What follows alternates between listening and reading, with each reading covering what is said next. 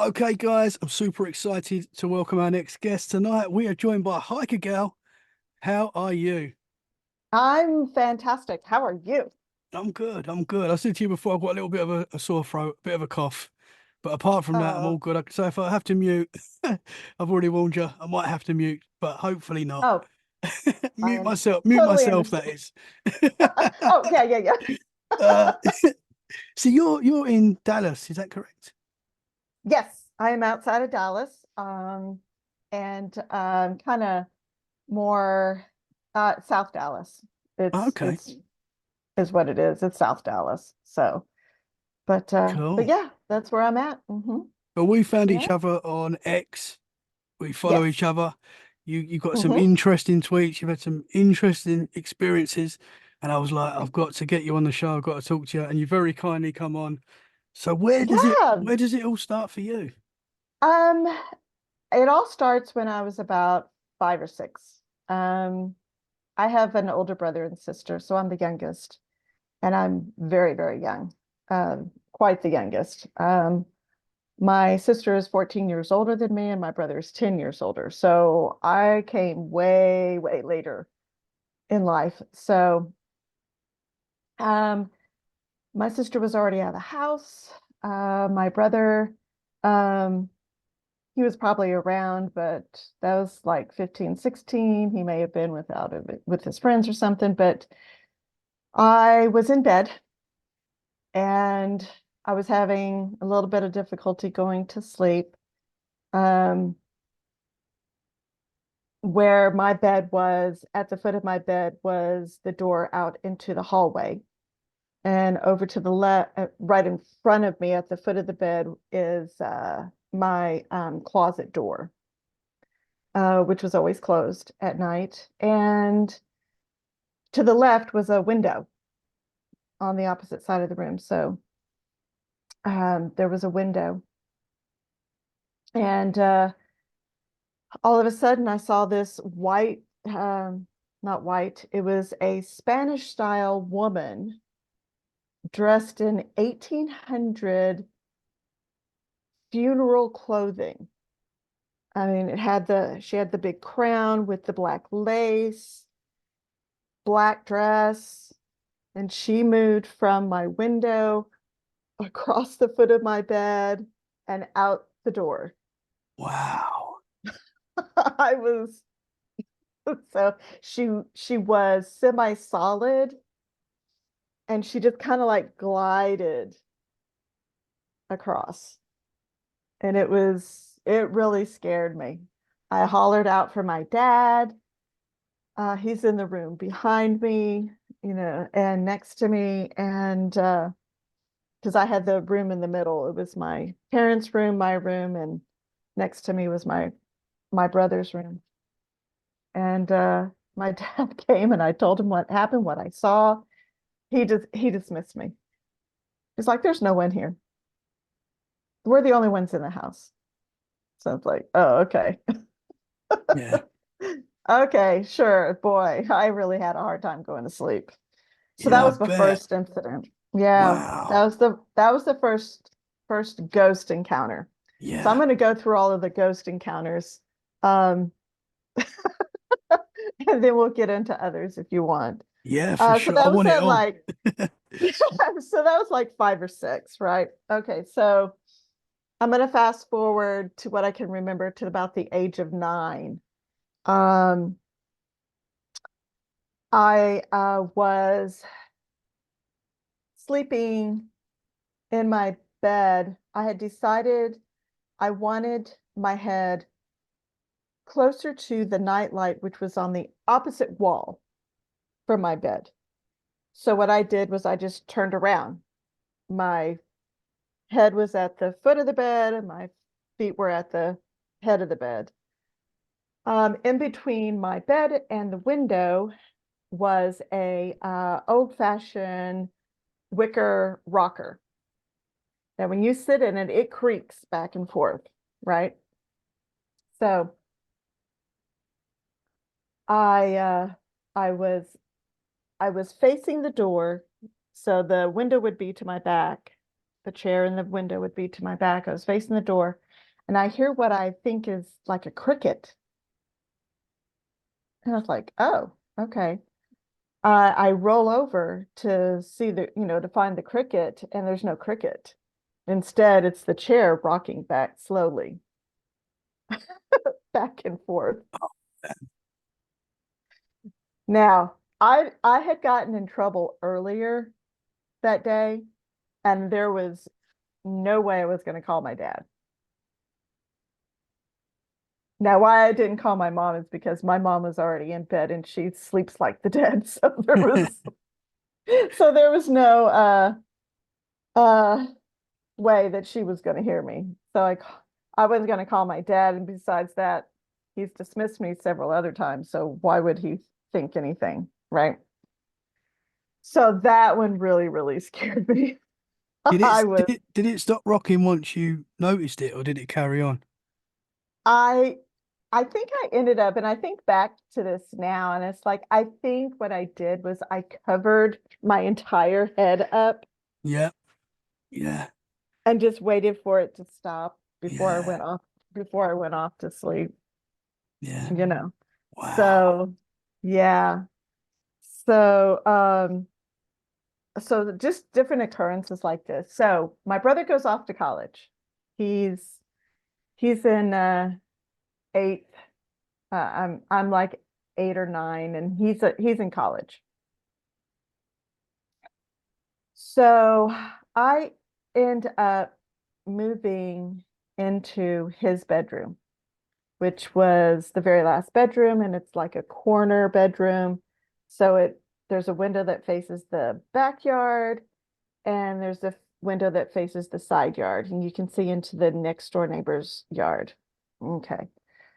So my bed was in there, and I would be sleeping or doing something in my room, and I would hear like my dad's footsteps walking down the hallway, because this was a long hallway, walking down this hallway, and but the steps would just trail off, and I'd look up expecting to see my dad, and he wasn't there. So I would get up, go to the door, and look down the hallway, and there's nobody there. Nobody there. This happened all the time, right? I mean, I'd hear it at night, I'd hear it during the day, if I was by myself, when I knew that they weren't home. So this continued until I moved out in my 20s. And it was just one of those things. Um, Another thing that would happen is that when you walked in our front door, you walked right directly into the living room. If you kept going straight, you're going into the dining kitchen room area, and there's a door that would block it off that you could close. And off to the left, just past the coat closet, is a door that leads into the hallway where the bedrooms are. You can close that off as well. Um, I'd be watching TV in the living room, and out of my peripheral vision, I can see people walking by, just walking by. Sometimes they'd look, see what I'm doing, but I can see them. And I would actually get up to go see, is there somebody there? Nobody's there. No one. Wow. My parents, when I got old enough to like stay home by myself, if they needed to go like to a department store, to the grocery store, what have you, um, they'd lock the front door and tell me don't let anybody in, right? And I'd have both doors open, and I'd be watching TV, and I'd see them walk by. It was a little unnerving I from time to bet. time. So what I would do is I would make sure that I had something to drink, and I would close off the door to the kitchen, and I would close off the door to the hallway for the bedrooms. Once I did that, I couldn't see them anymore. So they didn't bother me anymore. Yeah. Now, they weren't nefarious. They were just happy to see me, just walking by, and they never bothered me. Not once did they bother me. So that continued up, and I ended up moving back into the house a little bit later. So we had all of that going. And so I move out into a house. And this is like years later. This is like around 1996 or so. By this time I'm a single mom. I'm working an hour away, and we move into this house. It's a 3-bedroom house, 2 full bath, has a closed-in carport on the side and backyard, and it's over by the old drive-in movie theater, right? So now this is a subdivision where it's not a mobile home, but it's manufactured housing where all of the walls are already prefabricated. They just deliver it on site and slap it together. Yeah. So it's one of those houses, and you walk in and it's this big wide open area, and the bedrooms are straight ahead and off to each side. And then off to the right is the dining room and laundry room and the kitchen and area, and a big sliding glass door out to the yard. So this was about the time when dial-up internet, AOL, was around, and and I was on AOL, waiting for that dial-up I connection remember that to sound. occur. You can't forget Yes, that sound. you cannot forget that sound. So here I am just dialing into AOL, and I I finally get connected because everybody's trying to get on AOL at that time, and they only had limited ports, right? So I remember having sitting there waiting for this connection. I just get connected, and now my daughter's already off to bed and everything. And I swear I hear a door open. I'm thinking it's her. She's walking down the hall.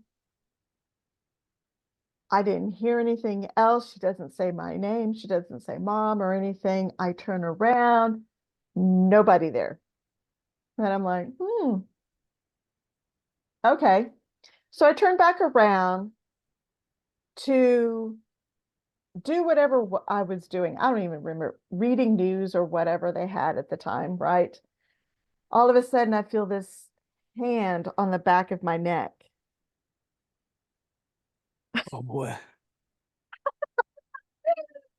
Then the nerves in my neck go, just my hair just stands on end, right? And it honestly was just like a hand that was just placed on the back of my neck. Again, I turned around, nothing there. I immediately got off AOL and I went to sleep. I didn't know what that was. Wow. And And that just and it felt was, like a person's hand. yeah, it's just like somebody coming up, grabbing the back of your neck, like a friendly, hey, how you doing? Yeah. Just Wow. letting you know that they're there. Yeah. It was shortly after that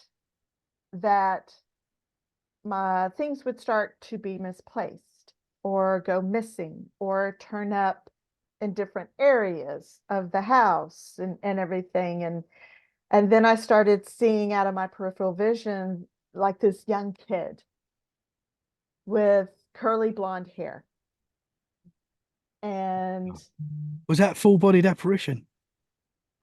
I couldn't see his full body, but I could see out of my peripheral vision, I could see that he was a white male around, I'd say around 15, 16 years old, blonde hair, curly. Um, he had a mischievous smile at times, and other times his smile was very kind. And you could tell that he was ecstatic that I could see him and wanted to play games and things. And one day I knew that I had laid my car keys on like the bar area of between the kitchen and the dining room. And there was this little bar that was like seat height, like a table height. And I knew that I had laid my keys there, car keys there. And I went to go grab them because I needed to go somewhere, and they weren't there. And I started looking around and everything was like, I know that these were here. I just know they were here.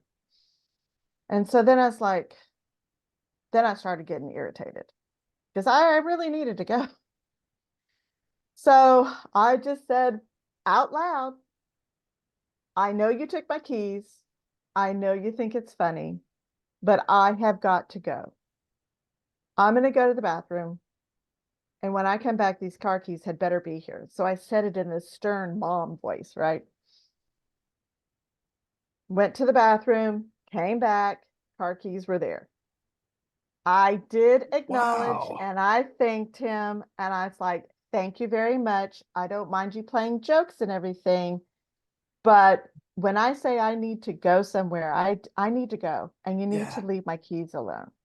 Wow. So but he would still play and I would see him and everything. And um so that was a fun time Yeah. there in that house. So you didn't get a bad vibe from that spirit, No, that entity. no, not at all. Not at all. And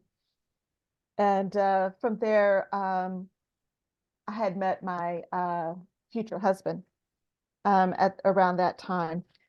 Um, I had um, while I lived in the house, I was on my way back from work. My daughter was at swim practice, and I was leaving work to go pick her up. And I was going through a small town. I worked in a town called Austin at the time, and I lived in just northwest of there at a military based town called Killeen. And that's where I'm from. So I was driving back roads through the small town, and at the time, it had one flashing light, and there was one gas station, popular gas station, right? And it was like a 4-lane highway, so 2 lanes each way. I was on the slow lane, and this big truck was slowing down to turn into the gas station area. And I was just proceeding right through. Well, a car had darted out in front of that truck, and I broadsided that car. I mean, I'm going like 45, and that car's doing like 15, 20, right? I broadside the passenger door. I bounce off of him, and I'm traveling, and I happen to open my eyes, and I pop this curb, and I hit head on into an oak tree. Oh I mean, man. this oak tree is huge, huge oak tree. Well, there's power lines above, and you can see the guide wires, right? Stabilizing this pole, and the guide wires. and my car just happened to roll, just head straight in between those guide wires and head on to that oak tree. Because I honestly thought because I had no control of the car at that time from then on. And I honestly thought I was going to hit that guide wire and that pole was going to fall on my car. And this is, I mean, right. Oh man. The entire time from right prior to impact to after hitting the oak tree, I felt these arms just come around me and shield me in place from head to torso. Wow. Now the seatbelt caught, and I remember moving forward, but never did I hit my head on the windshield or the steering wheel. But I mean, I stayed positioned in place and they let the seatbelt, hold me in. Never didn't get whiplash, no head injury, no neck injury. I've had a bad seatbelt bruise, and I hit my knee and the heel of one of my foot. Wow.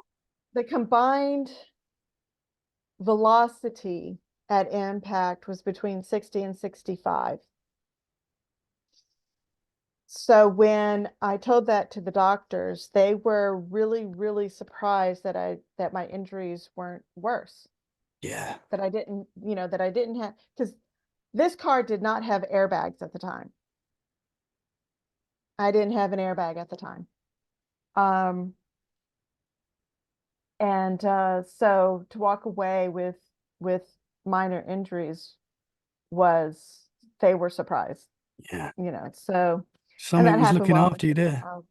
Yes, indeed, Wow. indeed. So, but yeah, I mean, I could just feel the hands just hold me in place. So When that happened, did that that, sort of go in slow motion? Was you willing yes, to take everything in? Oh man. yes, it was, I mean, it's just slow and, and it was just, there's no other way to describe it. I was just, they had me still. Yeah. They, because as soon as I came in contact with the seatbelt, it was like they were the airbag. Yeah. Wow. So yeah, so That's incredible. that was pretty amazing.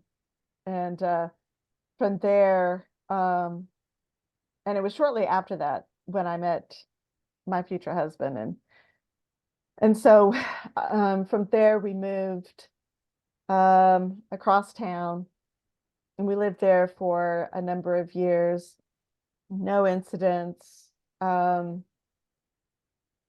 then my mom passed away. My dad had passed away many, many, many years before. My mom passed away in 2005, and my sister was living with her at the time. And I decided to buy the house from my siblings, and we switched houses. So my sister moved into my house, and I moved into my parents' house because I was born and raised in that house. So, um, so moving day comes. We switch a lot of things and everything. The bedroom, the master bedroom where we were going to move into wasn't quite fully empty.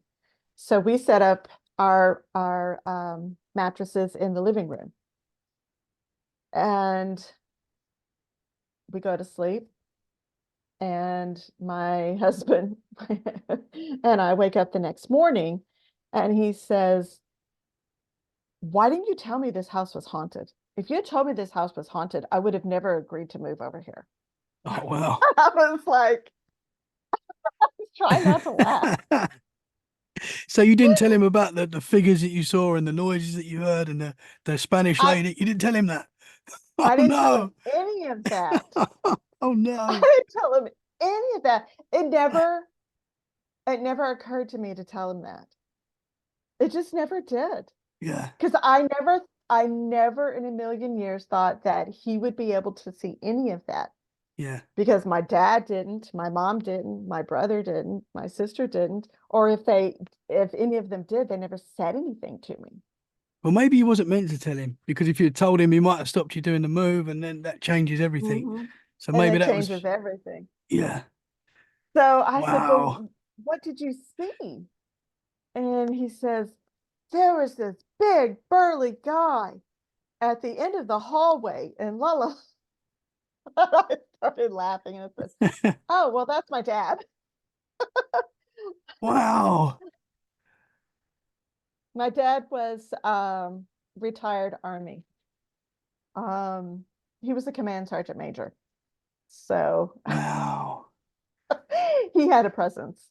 And it really frightened my husband. So we fast forward, we end up getting married. We're in the house for a number of years. Um, he wakes up during the night to see my dad standing in the master bedroom.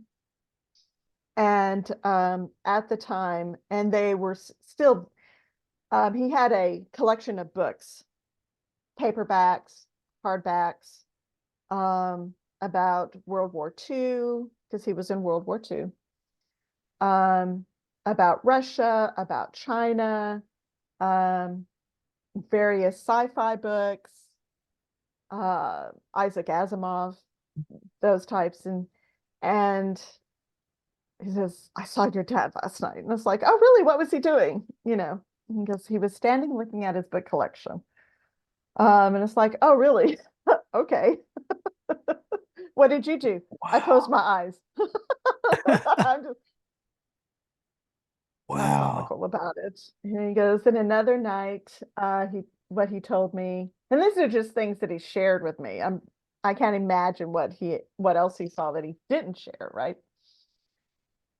Uh, so our bedroom door was open, and you can see kind of out into the hallway. Um, and I had this like over the door hook that I had a dress hanging off of. Um, because I didn't want to dry it in the dryer, so I was just letting it hang to dry. And he goes, "There was a woman in your dress." I was like, "Oh, really?" And he goes, "Yes, it was like a white slip, and this woman was wearing this white slip where your dress is." And I said, "Well, okay, well, it could be my mom, but I don't think so." Um, or it could have been my grandmother because she was very much into slips. And he goes, "I don't know. I didn't see a face." I said, "Well, what did you do?" "I closed my eyes." I'm like, "Okay." So it was quite comical. I think he was very glad that we moved. He ends up getting transferred with his job up to Dallas, and this is how we got to Dallas.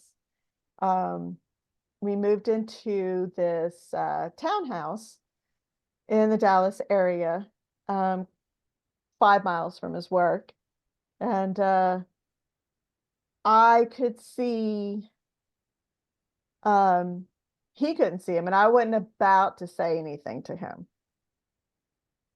I just learned it's like, okay, you know what? You need to keep your ghost to yourself.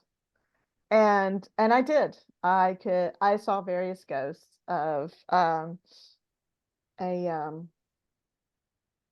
he was a gentleman, but I couldn't make out a whole lot of features. But my cats who had passed on followed me, and I could see them every once in a while. Were So they that full was kind of, bodied? Were they full bodied apparitions or I could just see them out of the peripheral, but yeah, I could see their outline. I could see I had a a white, beige type cat, white and gray. He was primarily white, very long hair. Um, and I saw him a lot. I had a like a ginger cat, and I saw him once in a while. And we had two cats already with us. So um, they would sit at the foot of the bed and look at something in the corner. You know, Yeah. Yeah. I was like, okay. Um, from there, we bought a house, and uh, so in this house, I didn't necessarily feel anything or see anything, but I think my husband did, and he just didn't.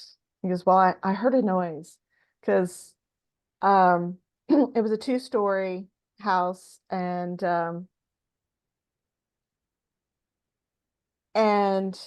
my my husband would hear things from downstairs, and he would get his gun out, and the only reason why I knew that he was up would be because the gun is on the bedside table or up on the headboard. And it's like, well, what happened? And he goes, well, I heard a noise, so I went to go investigate. It's like, oh, okay. I don't know. So he would hear noises. Um, we ended up separating. So I live with my daughter now, and we lived in this house um, prior to the one that we're in right now. And there was a cowboy, like an older gentleman, cowboy hat, boots. He looked like a rancher type farmer. Um, he would show up every once in a while, and my Right. grandkids saw him. That's cool. They would they would see him, and because I asked him, it's like, well, what did you see? And they described exactly what I saw. And it's Wow. like, oh yeah, that's the old man. He probably owned the house prior, Yeah. and here in Texas, when you buy a house, if someone died in the house, they have to let you know. Yep. But we were renting the house, and I don't think the rules applied. So, and it's not that I think that he may have died in the house, but I think he had attachment to the house. But he was very benevolent, and he would just show up every once in a while. Wow. Um, That's cool that the so kids saw it as well. And, oh yeah, wow. the kids have seen several things in that house. Um, it was around that time when we lived in that house that I got a job with a moving company, and I was their manager and had storage, self-storage with it. Um, and this self-storage facility was built back in the 70s, early 70s. It was old. It was in a barn style type of layout. It had all outside drive up storage, but it had inside storage as well that you can access. And all of the doors inside were swing doors. So they swung just like a regular door. Um, Cameras throughout the facility and everything. I worked there primarily by myself because where it was located, it was in a high crime area, known for high crime, prostitution, homelessness, drugs, gangs, the whole gamut. And foolish me, oh yeah, I'll come work there, not knowing anything about this facility. I was like, oh yeah, sure, I'll go. Um, so I would work there by myself because nobody wanted to work over there. And I was like, okay, well, I'll work here by myself. And I made a reputation with myself with the locals. Don't mess with me because I fight back. Yeah. Um, so word got around through the homeless um, area that don't go over there. She's not a nice person. So therefore I'm there by myself most, nearly every single day. And I would be cleaning storage inside and everything, and I'd hear boxes moving like on the other side of the wall and stuff. It's like, oh, I didn't think anybody's here. I go back and check the cameras, nobody's there, you know. But I hear mumbling, and I hear boxes moving, I hear furniture, you Wow. know, all of that stuff. And that must be scary as well, because of the area that you're in. You're thinking there's, I'm thinking is potentially nasty people. exactly. Here I Oh am man. thinking, oh, somebody jumped the fence, they broke it into a unit. I'm there by myself. I need to go see where it is. Nope, all the doors are closed, all the locks are there, you know. And so it just became a norm. It's like, okay, this is probably somebody missing their stuff or some type of residual, you know, what have you. Well, then I suffered one of the buildings caught fire. And I had two separate buildings, and they were like long rectangular buildings. And one of the rectangular building on the far side caught fire, and it wiped out all of the electricity. And they were able to restore the electricity. And I did. It was the back part of the property, which always gave me weird vibes anyway. And I hated going back to that part of the property. It just, your spidey senses start Yeah. to tingle, right? Yeah. And Yeah. everything. And I would go into the back part of this rectangular building on the back side of the property, furthest away from everything. Uh, so it was one of those where when I had to do a walkthrough, that was the last building I went in. That was the last part I would go in, and I would make a quick walkthrough. Boom.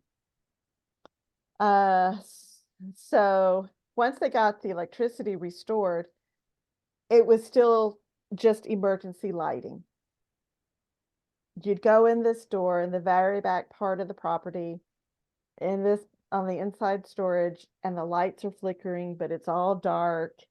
It looks like something straight out of a scary movie, a horror movie, right? One of those Halloween movies. Yeah. Oh Lord, I've got video of it and everything, and I'd share it with my friends, and they were I was like, you're braver than I am. Uh, so I always hated going to that back part of the property. I had a storage unit on inside that was empty, but I hadn't cleaned it out yet. I was too busy doing some other things. I had moved this customer in to a different unit in the same building, but just further down just a little bit. Um, and so a couple of days later, after I realized, oh, I need to go clean that unit, there's a lock on the unit. I'm like, whoa, who moved in here? So I go back to the cameras, and I'm reviewing the cameras, and I jump ahead too far. And that's when I see that the door is closed and locked. It's like, okay, so I've narrowed it down.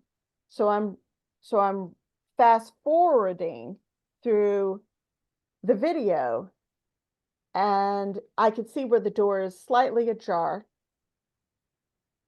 And then because I'm going fast forward so quick that I see it do this. And I'm like, wait. So I go back, and I'm watching it in real time. The door opens, all the way. And then about 45 seconds later, it closes all the way. Oh man.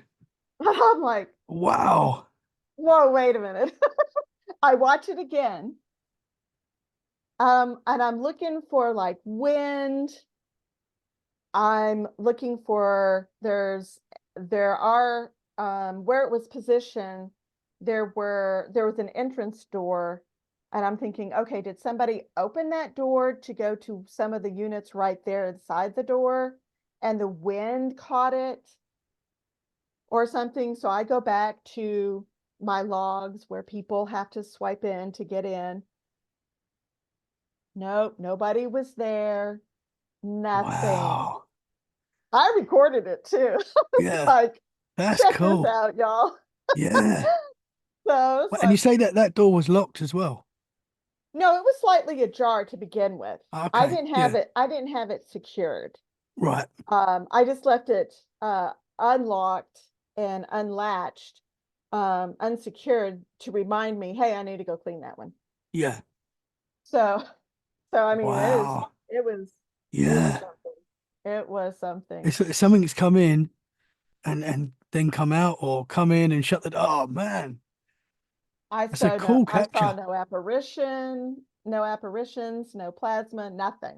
It Yeah. was just somebody opening it and somebody closing it. It was really bizarre. Yeah. It was something. So from there I go and work at another storage facility. I knew, and this was like 5 stories, right?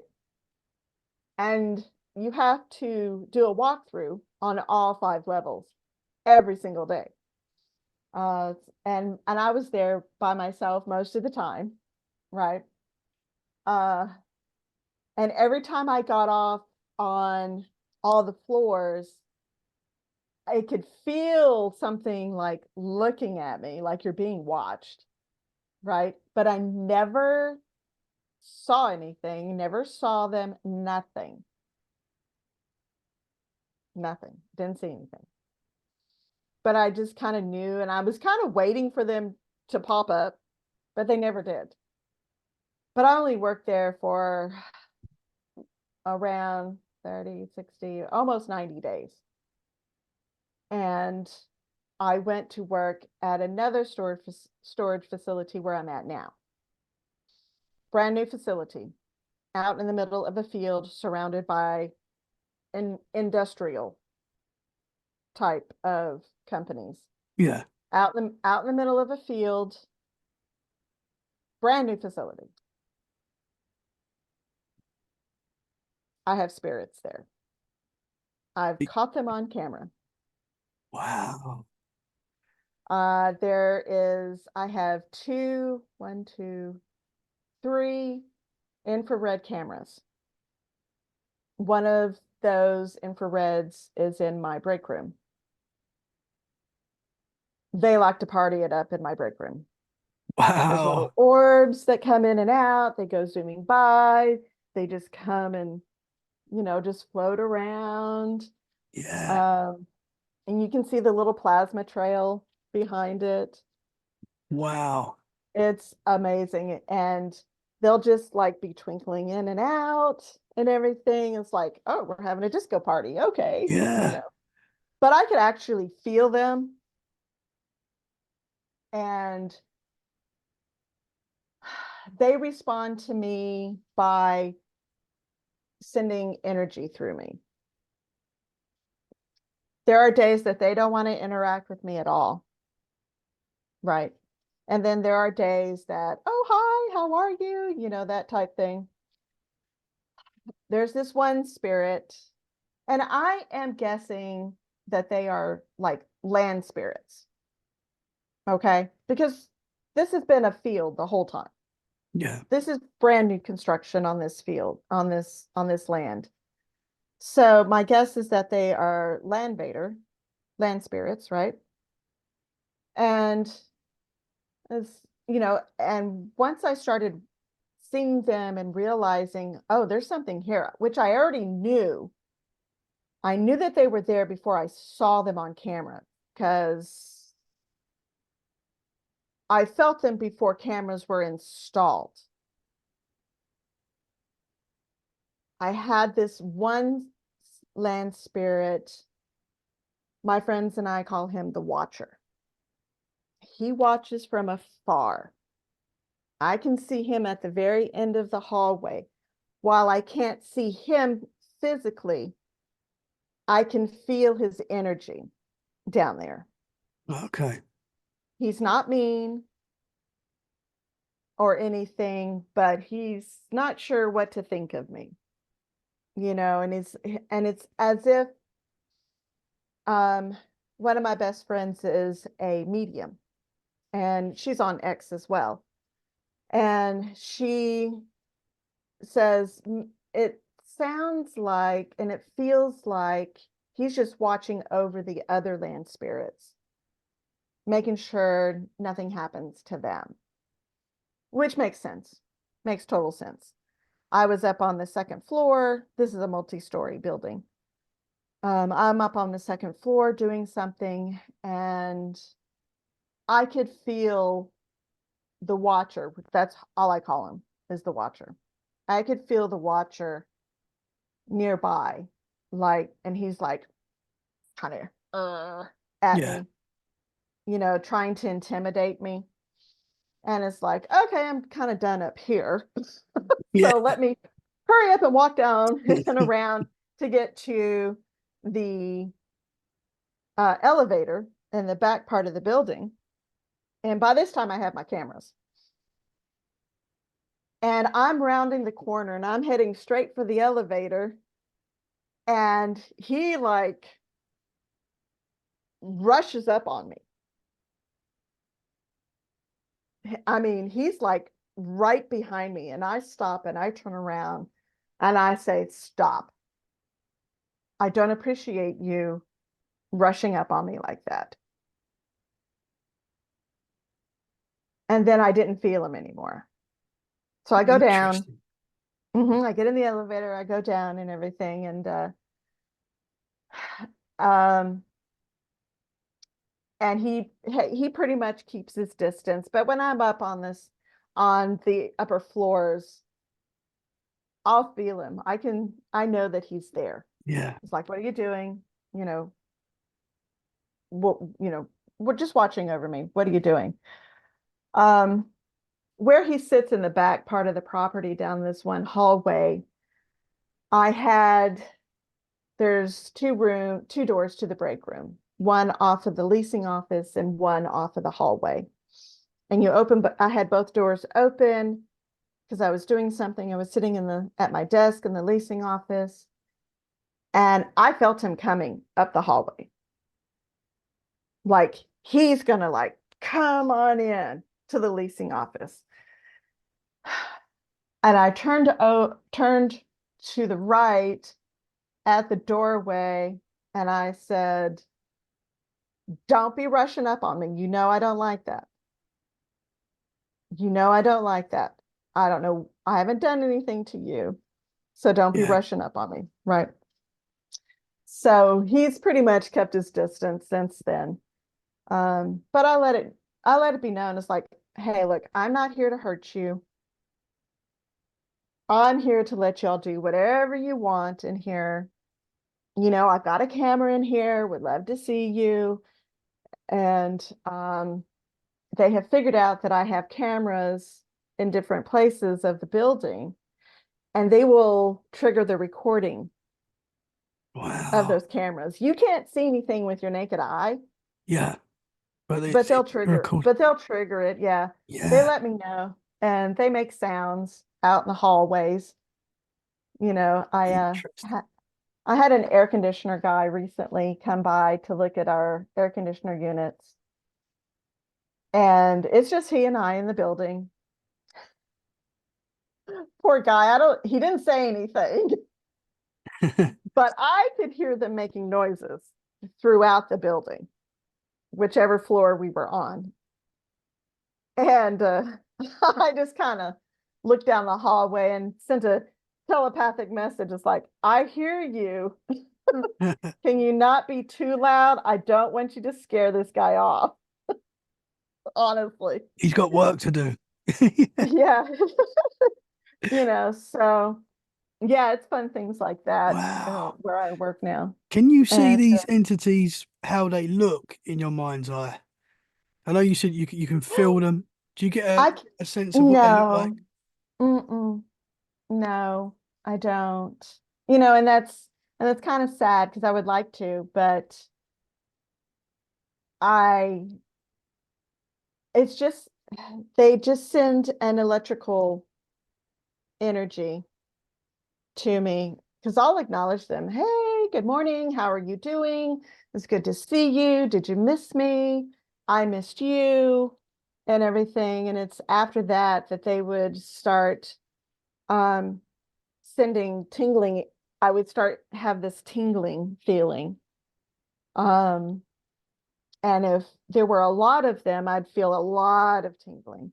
But if there were just one or two, I wouldn't get much tingling. Um, they've been kind of quiet these past couple of weeks. But there's been a lot of activity around the building. So I think they've been kind of standoffish with, I was like, oh, there's other humans here, Yeah, that type thing. So, but I encourage them to, hey, come show yourselves on my camera in the break room and have a party. And you'll see them like, it's like Friday night sometimes. Like you'll see them just like rushing through the room, coming from one wall, going out the other wall, like they're on their way to a fire or yeah, something, right? yeah. And then 6 hours later, you'll see them all coming back. It's wild. Interesting. It's Yeah. fun to watch. It's very fun to watch, Because it you makes know. me think there's so many different ways that we see entities. We either Mhm, get the feel for them, or we hear them, or we see them in the corner of our eye, mhm, or we see them as a shadow figure, or mhm. which I've seen myself, full bodied apparition. And I Oh, just think, um is there a reason for that? Can some of them do certain things? Are they something different? I don't know, but it's I interesting don't how know. some Maybe. show themselves and we see them, and then Mhm. some don't, and then some appear in different ways. It's interesting. I think also it might be your own mindset as well. Yeah, yeah. How open You you are know. to it. I think once you've had, Hmm. especially as a youngster, like me and you, we both Hmm. had experiences when Yeah. we were young. And Hmm. does that change something in the way you see the world? And chances are you're going to see more stuff and feel more things. Absolutely. Absolutely. I think you're spot on with that. I really do. And where we live now, I don't feel anything really. Um, I did set up, I do have a deer cam in my room, Okay. but it's not to capture paranormal. Okay. It's to capture whatever is happening to me Interesting. that's not other than paranormal. Okay. But I do see, you'll see, I do have orbs um here in my room. And I'm sure if I set up camera, in either the kids' bedroom or out in the living room or something, I'm sure I'd capture something Yeah. as well, you Yeah. know. I just haven't done it yet. Uh, but they're fun. It's fun to watch to see what orbs show up. Um, I'm looking, I've had two specific orbs, and they're actual orbs um, that are like coming in from the window or coming down from the ceiling. Um, then I have what I call fast movers that are just diving down and they look oblong, very oblong Yeah. because they're moving so fast. So the camera can only capture the movement and it looks like they're diving. whereas I have a couple of orbs that um that just are round and not moving as fast as the others. Yeah. Those are the ones that I'm really interested in, because I think they have a lot to do with the other part of the abductions and stuff. Yeah. But that's my paranormal. That's my ghost. That's all my ghost stories. Super interesting. So you've definitely got and definitely have, uh, would you say sensitive? Because you've seen these things and experiences Mhm, all your life.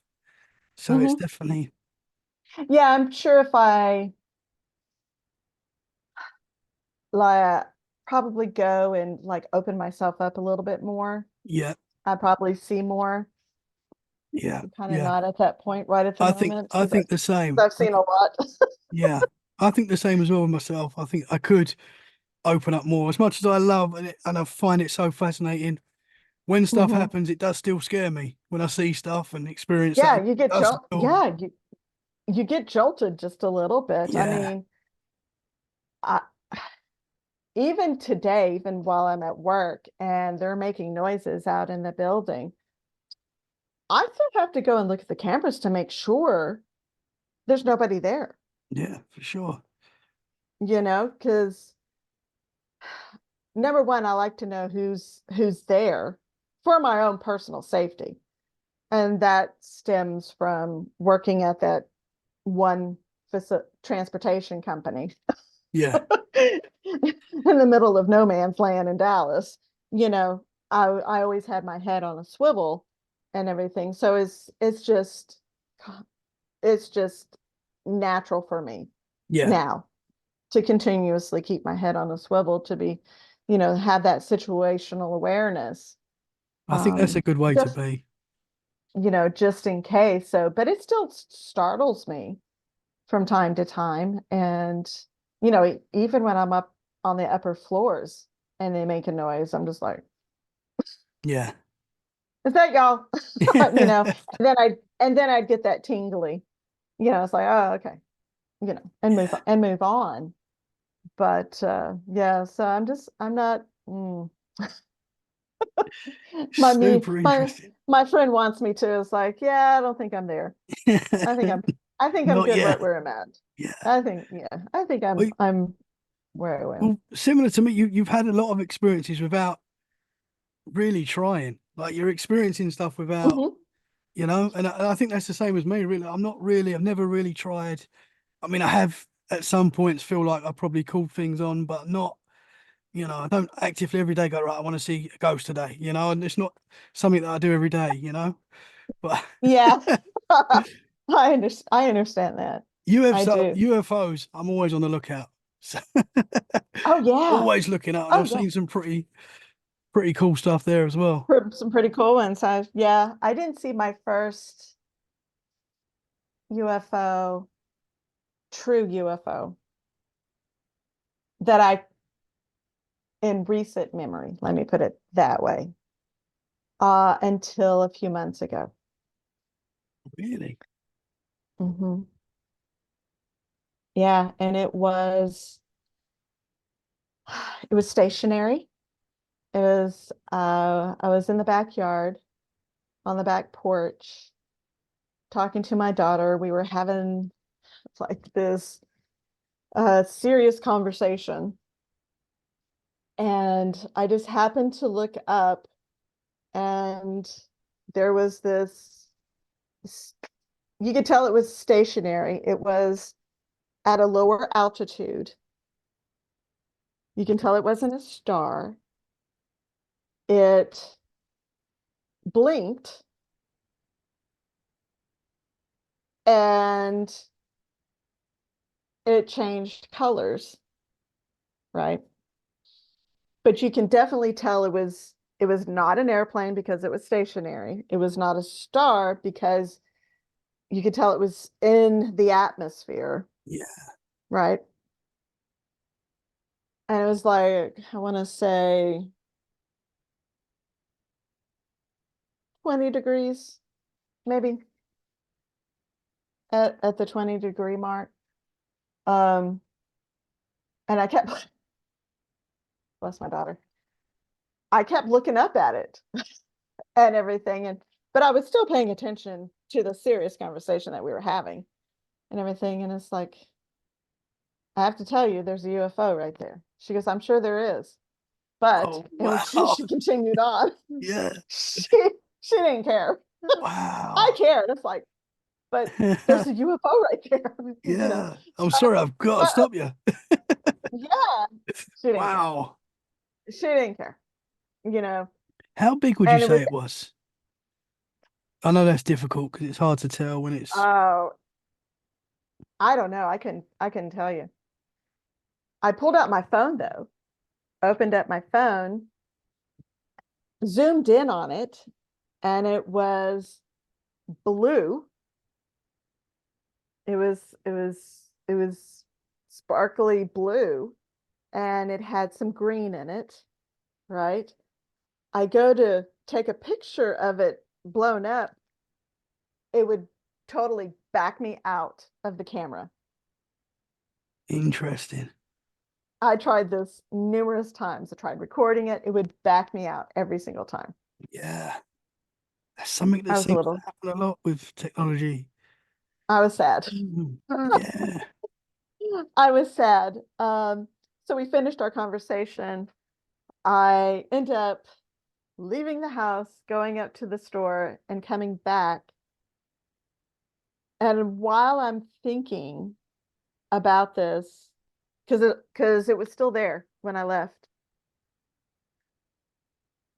on my way back or to the store on the way, anyway, during this travel time, I realized that, oh, I have the Star app on my phone. Why don't I use that to see, make sure it's not a star, right? So I pull it out, and and this is my work phone that I have. I still pay for it, um, but it's my phone, and they just reimburse me.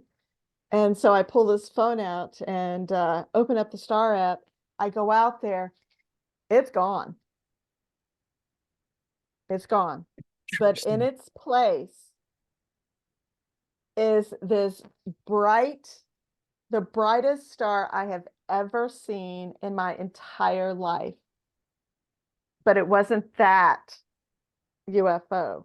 But in its place was this bright star.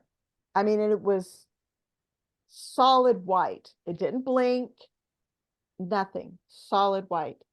So I put the camera, my phone up there to with the Star app open. It's the Star of Vega.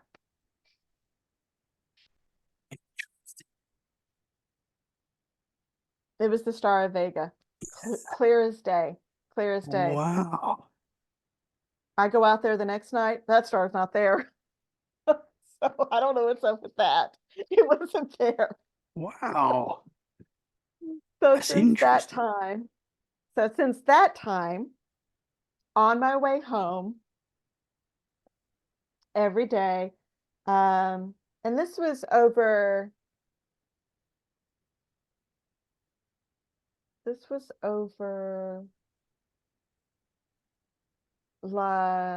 I want to say between early December and late January, because it was getting dark by the time I get home. If it wasn't already pitch dark. But on my way home, I turn off onto this certain road coming home, and I drive through farmland. It's like a back road to my house. And so this road is about 10 miles long, and it curves around. When I take the exit off the highway and I go over this bridge, I have to take a right onto this 10-mile stretch of road. as soon as I cross over that bridge, there's this UFO right there, and it looks like the same one, but it's stationary. You can see all the other stars around it. You can see planes, but this one stays stationary. You can tell it's in the lower atmosphere, below 30,000 feet. So it's not a plane. It doesn't have the blinking plane lights, you know. So, and this light fall stays stationary, and I can see it the entire time that I'm driving. And when I come around this certain curve, it totally just dissolves. It's not Interesting. there anymore. And this has happened maybe a dozen times, if not more, Wow. during that time period. I would see it out of my 5-day work week, I would see it at least 3 or 4 times. Interesting. Mhm. Wow. And it would just disappear. Now, I've seen some since then that are like further in the distance. Um, and they would just pop in and out, and it's like, okay, is that a plane? And it just changed directions and I can't see it, or just what? I don't know. A couple of them have been, because then I would go around another curve and I could see the lights, and it's like, oh, okay, well, that's a plane, that type thing. But yeah, Interesting. so yeah, I haven't seen it since then, but now that we're in daylight savings time, I won't Yeah. see it on my way home anymore. So Interesting. So yeah. you said about abductions. Hmm. Would you mind sharing some of that with us? Sure. This goes back to the rest of the stuff my entire life that I couldn't explain. Okay. I swear I saw the Easter Bunny. Wasn't the Easter Bunny. Looking back on it now, what I know now, that Yeah. wasn't the Easter Bunny. Okay. Um, I've had um just numerous high strangeness, where I know for a fact that I'm pregnant, but there's no way I could be pregnant. I'm showing all the signs, et cetera, et cetera.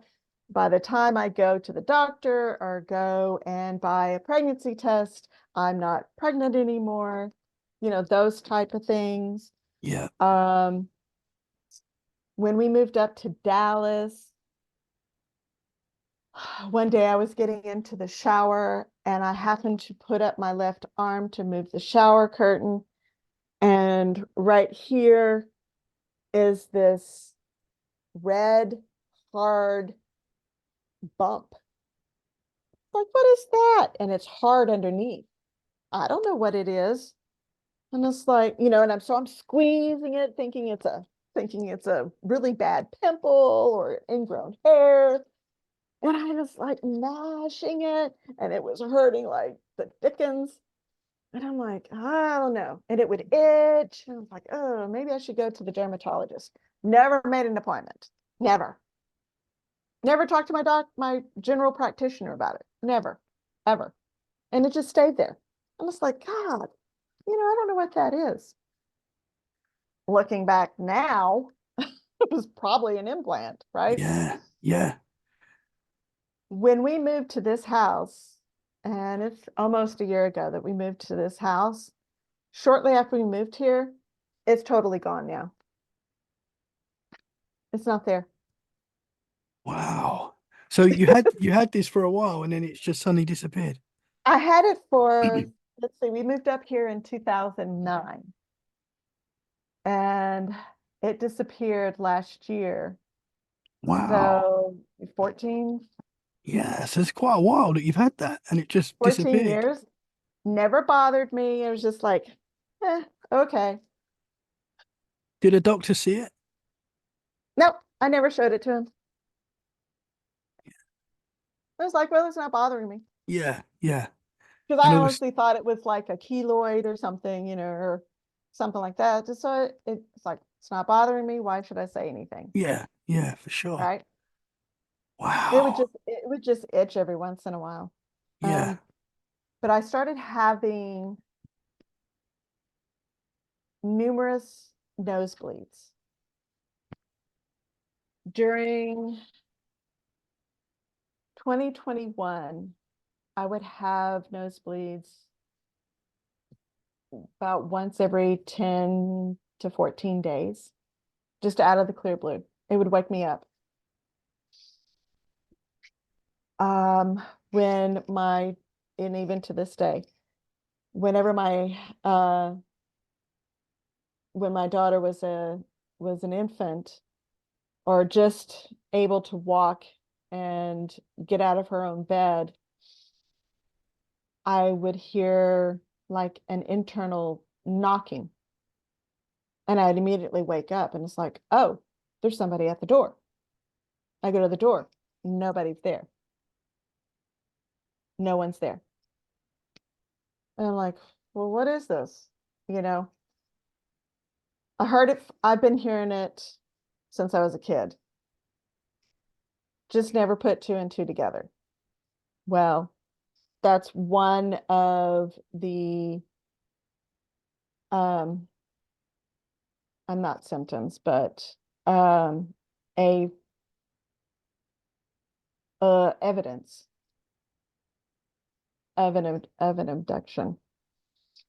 So I'm going to fast forward to when I'd been on X for a long time, but I just never really played around with it. Then I decided, okay, you know what? I'm going to see what Twitter's all about, because it was Twitter back then, right? Yeah, So the good old I days. create, yeah, the good old days. So Even though I prefer it now, I prefer X. Sorry. so I created this account. Now I still have my original account. This isn't it, the one I'm on for hiking abductee. Um, I still have my original account, and I went and created a new account for local use, because North Texas weather is very unpredictable. And in my opinion, the news outlets up here do not do a good enough job regarding the weather. When you have a severe thunderstorm with the potentiality of it becoming so severe with possible tornadoes, you want real time. Yeah, You want real time information, right? So I found out that I could get this real time information on X and create an account for strictly for that, right? So I created a different account and started getting very involved and active and everything, and um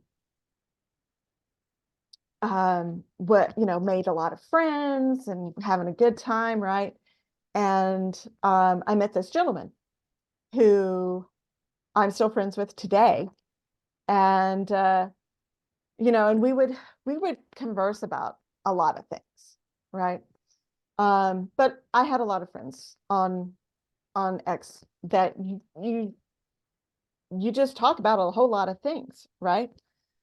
So, well, apparently back when it was Twitter, I got dinged on that account for something I don't even know what I said or did or whatever, and I got suspended, right? oh wow. Uh, I'm just like, what the heck? And getting blood from a turnip is easier than getting answers for, what you're saying, that I broke the terms of service. What rule did I break? They You have can't to tell tell you. me. Yeah. And it's like, oh well, we don't know. So it's like, oh, this is a bunch of crap. So I go back to my original account, you know, and I'm having to rebuild, find all of my friends and everything. Oh, it was nonsense. So it's like, you know, about this time, I decided I'm not going to work at the transportation company anymore.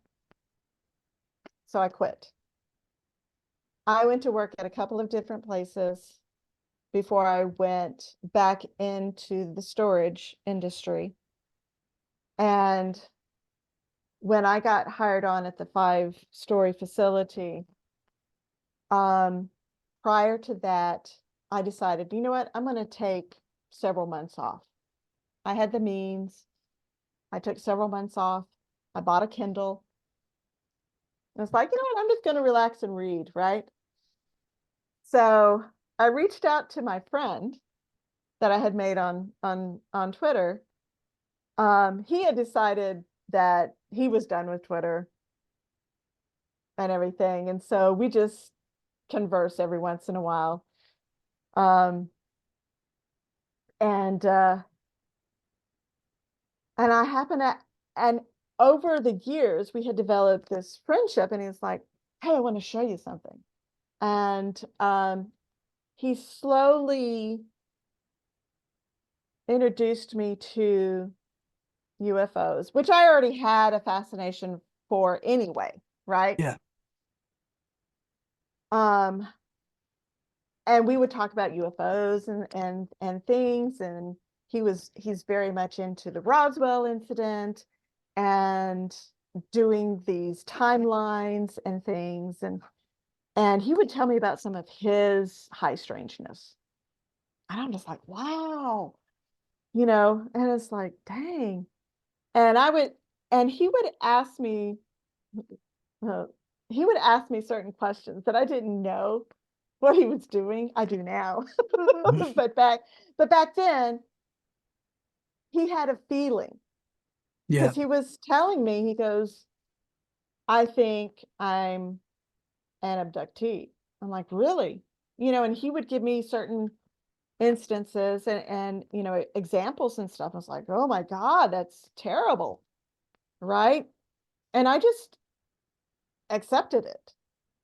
I was like, well, I mean, there's 100 trillion stars out there. We can't be the only living things amongst 100 trillion stars. So that would make sense.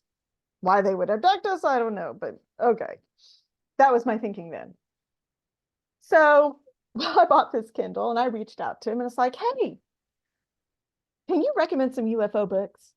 He goes, what? I'm like, yeah, can you recommend some UFO books? He goes, why? I was like, well, I'm not as educated as you on the subject. And in order for us to hold meaningful conversations whenever we do talk to each other, I want to be able to be more educated.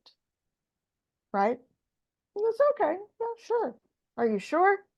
Are you sure? I was like, yes. I mean, why do you keep asking me? Right? Why do you keep asking me? So he says, okay, I'm going to send you a list of books and I need for you to read them in this order. Don't deviate. I'm like, okay. Well, one of them was about Roswell and we talked about that and stuff because it was something that interested him. So, all right, sure, I'll read these books. So I did. And we talked about those. And he goes, all right, I'm going to send you 3 more books. You have to read them in order. And I want you to keep it a very open mind. I'm like, oh, okay. They were books from David Jacobs, John Mack.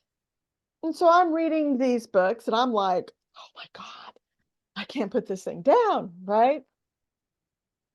And then things started, it's like, whoa, wait a minute. This sounds familiar. This sounds familiar. I've had this, you know, and it started getting me to remember things that I had totally forgotten about. And so I reached back out to him. He goes, I need for you to start a timeline and just add to it. because it was about this time that I was very conscious of things that were going on with me. This dream, this, the best way I can describe it is like a dream state, Yeah. but it was real. But I was in a dream state, like I had been drugged or something. Yeah. I found myself in the back field of the house that we used to live in prior to this one. In the back field. I was waking up with clothing mishaps, you know, and I'm telling him, it's like, oh my God, this is what happened.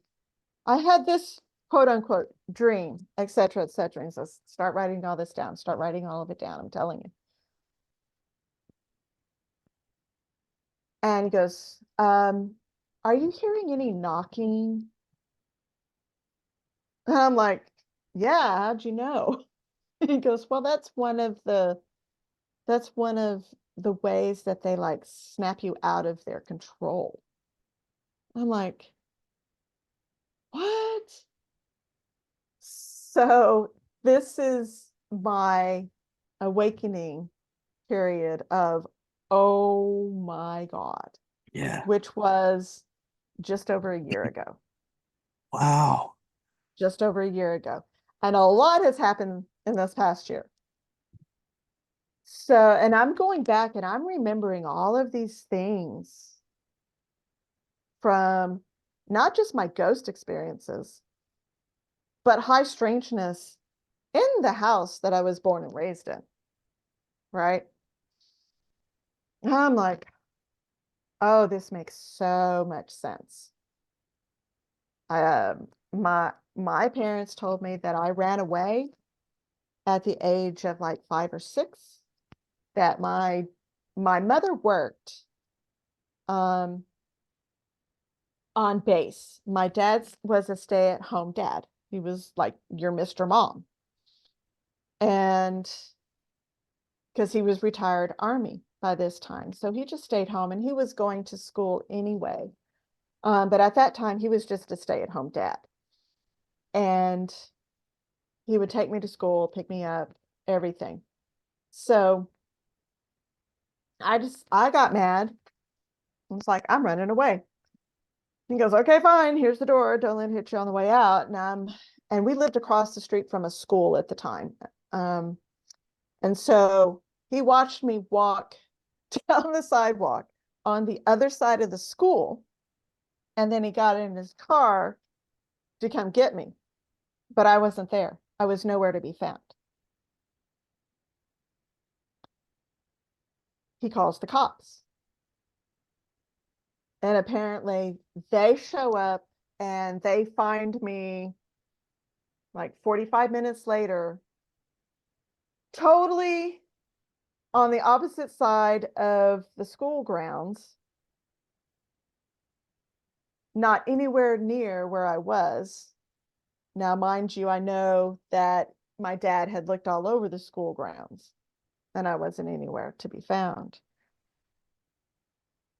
I reached out to a retired law enforcement officer and asked, how would I go about getting the police report for that? But I'm not sure how old I was. It had to have been during the summer. That's the only thing I can remember.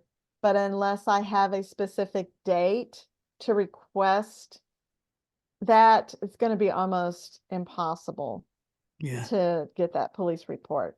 I'm not giving up hope. I'm just trying to narrow down the time frame. Yeah. I recently asked, when I say recently, like within the last year, I asked my brother and my sister if they remember this incident, and they have no idea what I'm talking about. And it's like, really? But So I don't know if it's actually like a screen memory or if it actually did happen and they just don't remember. I don't know. Interesting. So yeah, that's very interesting. So I'm not sure. So that was the beginning. That was the beginning. But as a teenager, I would miss my cycle numerous times, and I would go 3 or 4 months before my cycle would start. And the doctors all thought, oh, well, she's just one of these irregular kids, and I don't know, what to do about it and everything. So their solution was to put me on the pill. Okay. Um, so I was on birth control for years and years and years. Um, I had no reason to be on it anymore, so I stopped. It would start all over again. I'd go 3 and 4 months. Um, when I met my husband and we were living together, there was a period of time that's like, okay, I know for a fact I'm pregnant. Yeah. And I was like, but at the same time, I was having thyroid issues, and that plays a factor in a woman's menstrual cycle and everything. And it's just like, but we were using protection. It's like, I'm telling you, I'm pregnant. I'm telling you, and we didn't want kids. We didn't want kids. So we didn't want it. I was like, I don't want another kid. And so we had pretty much resolved ourselves. It was like, okay, we just have to face the fact that I'm pregnant. By the time I was going to go and get a pregnancy test, my cycle starts. Wow. But I had all of the symptoms. I mean, we're talking my my my breasts were hurting, I everything, nauseous, everything. And then nothing. And that happened numerous times throughout. Um, my daughter ends up getting married and having kids. And during one of those spells that um, she was pregnant, I was like, God, I feel like I'm pregnant, and I was having problems. So she and I had the same OBGYN doctor at the time. And I go in for an ultrasound and he goes, well, it looks like there was something there, but it's not there anymore and everything. I'm just like, oh my God. And I look back on this now and it's like, all the Wow. signs were there. All the signs were there. I just didn't know what they were. Right. So once I had my awakening and I'm reading all these books and I, my friend calls me and is just like, and I'm just word vomiting to him. He goes, so what do you think? You've read all of these books, you're having all these experiences. Do you think you're an abductee? And I said, yeah. And then it just gets more bizarre after that. So there's different types of abductions. And um, if you're friends with me, you're probably friends with on X with other abductees, right? Yeah. Yeah. Okay. And if you read their posts or listen to their spaces or interact with them on a continuous basis, you get this sense that not every abduction is the same, yet it's the same. Okay. There's a couple of female abductees whose experiences are absolutely horrific in their own right. And my heart goes out to them because it's very upsetting. But I don't have the same experiences, abduction experiences they do. I have something a little bit different, but I'm still taken from time to time. Most of my abductions are like they are stealing my subconscious, my conscious, right? Yeah. They're stealing my mind and putting me in these like Star Trek holodeck virtual reality scenarios, right? I remember after realizing that this is actually happening to me,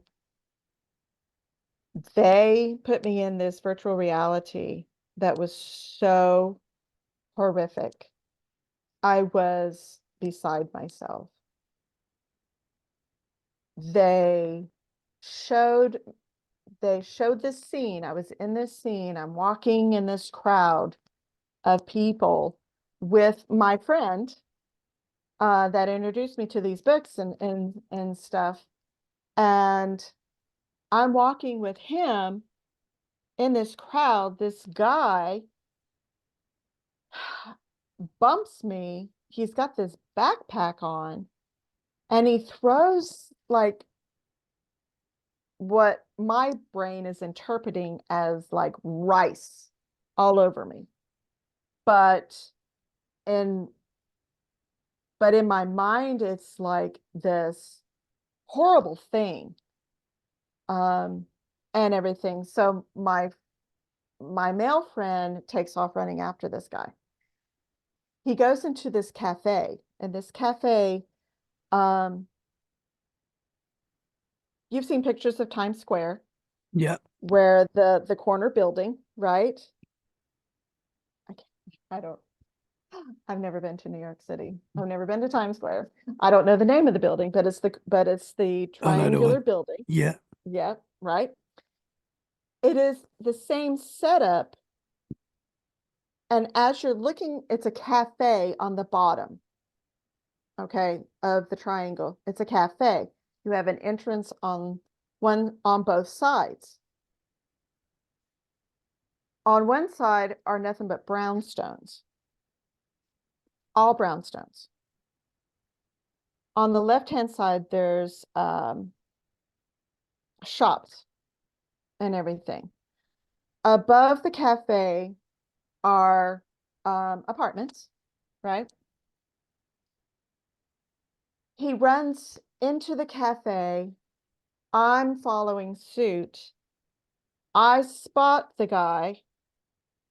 He goes over to the guy, my friend does, and he goes, I need for you to leave the cafe because what I'm fixing to do to him, I don't want you to see. I'm like, okay. So I leave the building. As soon as I come out, the whole entire building explodes. There's this like explosion in the cafe where it shatters all of the glass and debris is coming out, right? Debris everywhere. People are running out of the cafe and everything, but my friend does not run out. This guy does not run out. Behind me, in my brain, I can hear them tell me, this is what's going to happen to you if to your friend if you don't stop talking about us. Wow. Man. I was scared to death. I was horrified. I reach out to my friend. I didn't hear from him for a long time. I was so upset. He finally responds and he had no idea. And so he ends up calling me, and I'm telling him about this thing, what they said to me, this scenario and everything. And he goes, yeah, but I'm still here, right? I'm like, well, yeah. He goes, they're just fucking with you. They're just messing with you. Yeah. They're just messing with you. I'm still here. I'm not going anywhere. I'm like, oh, okay.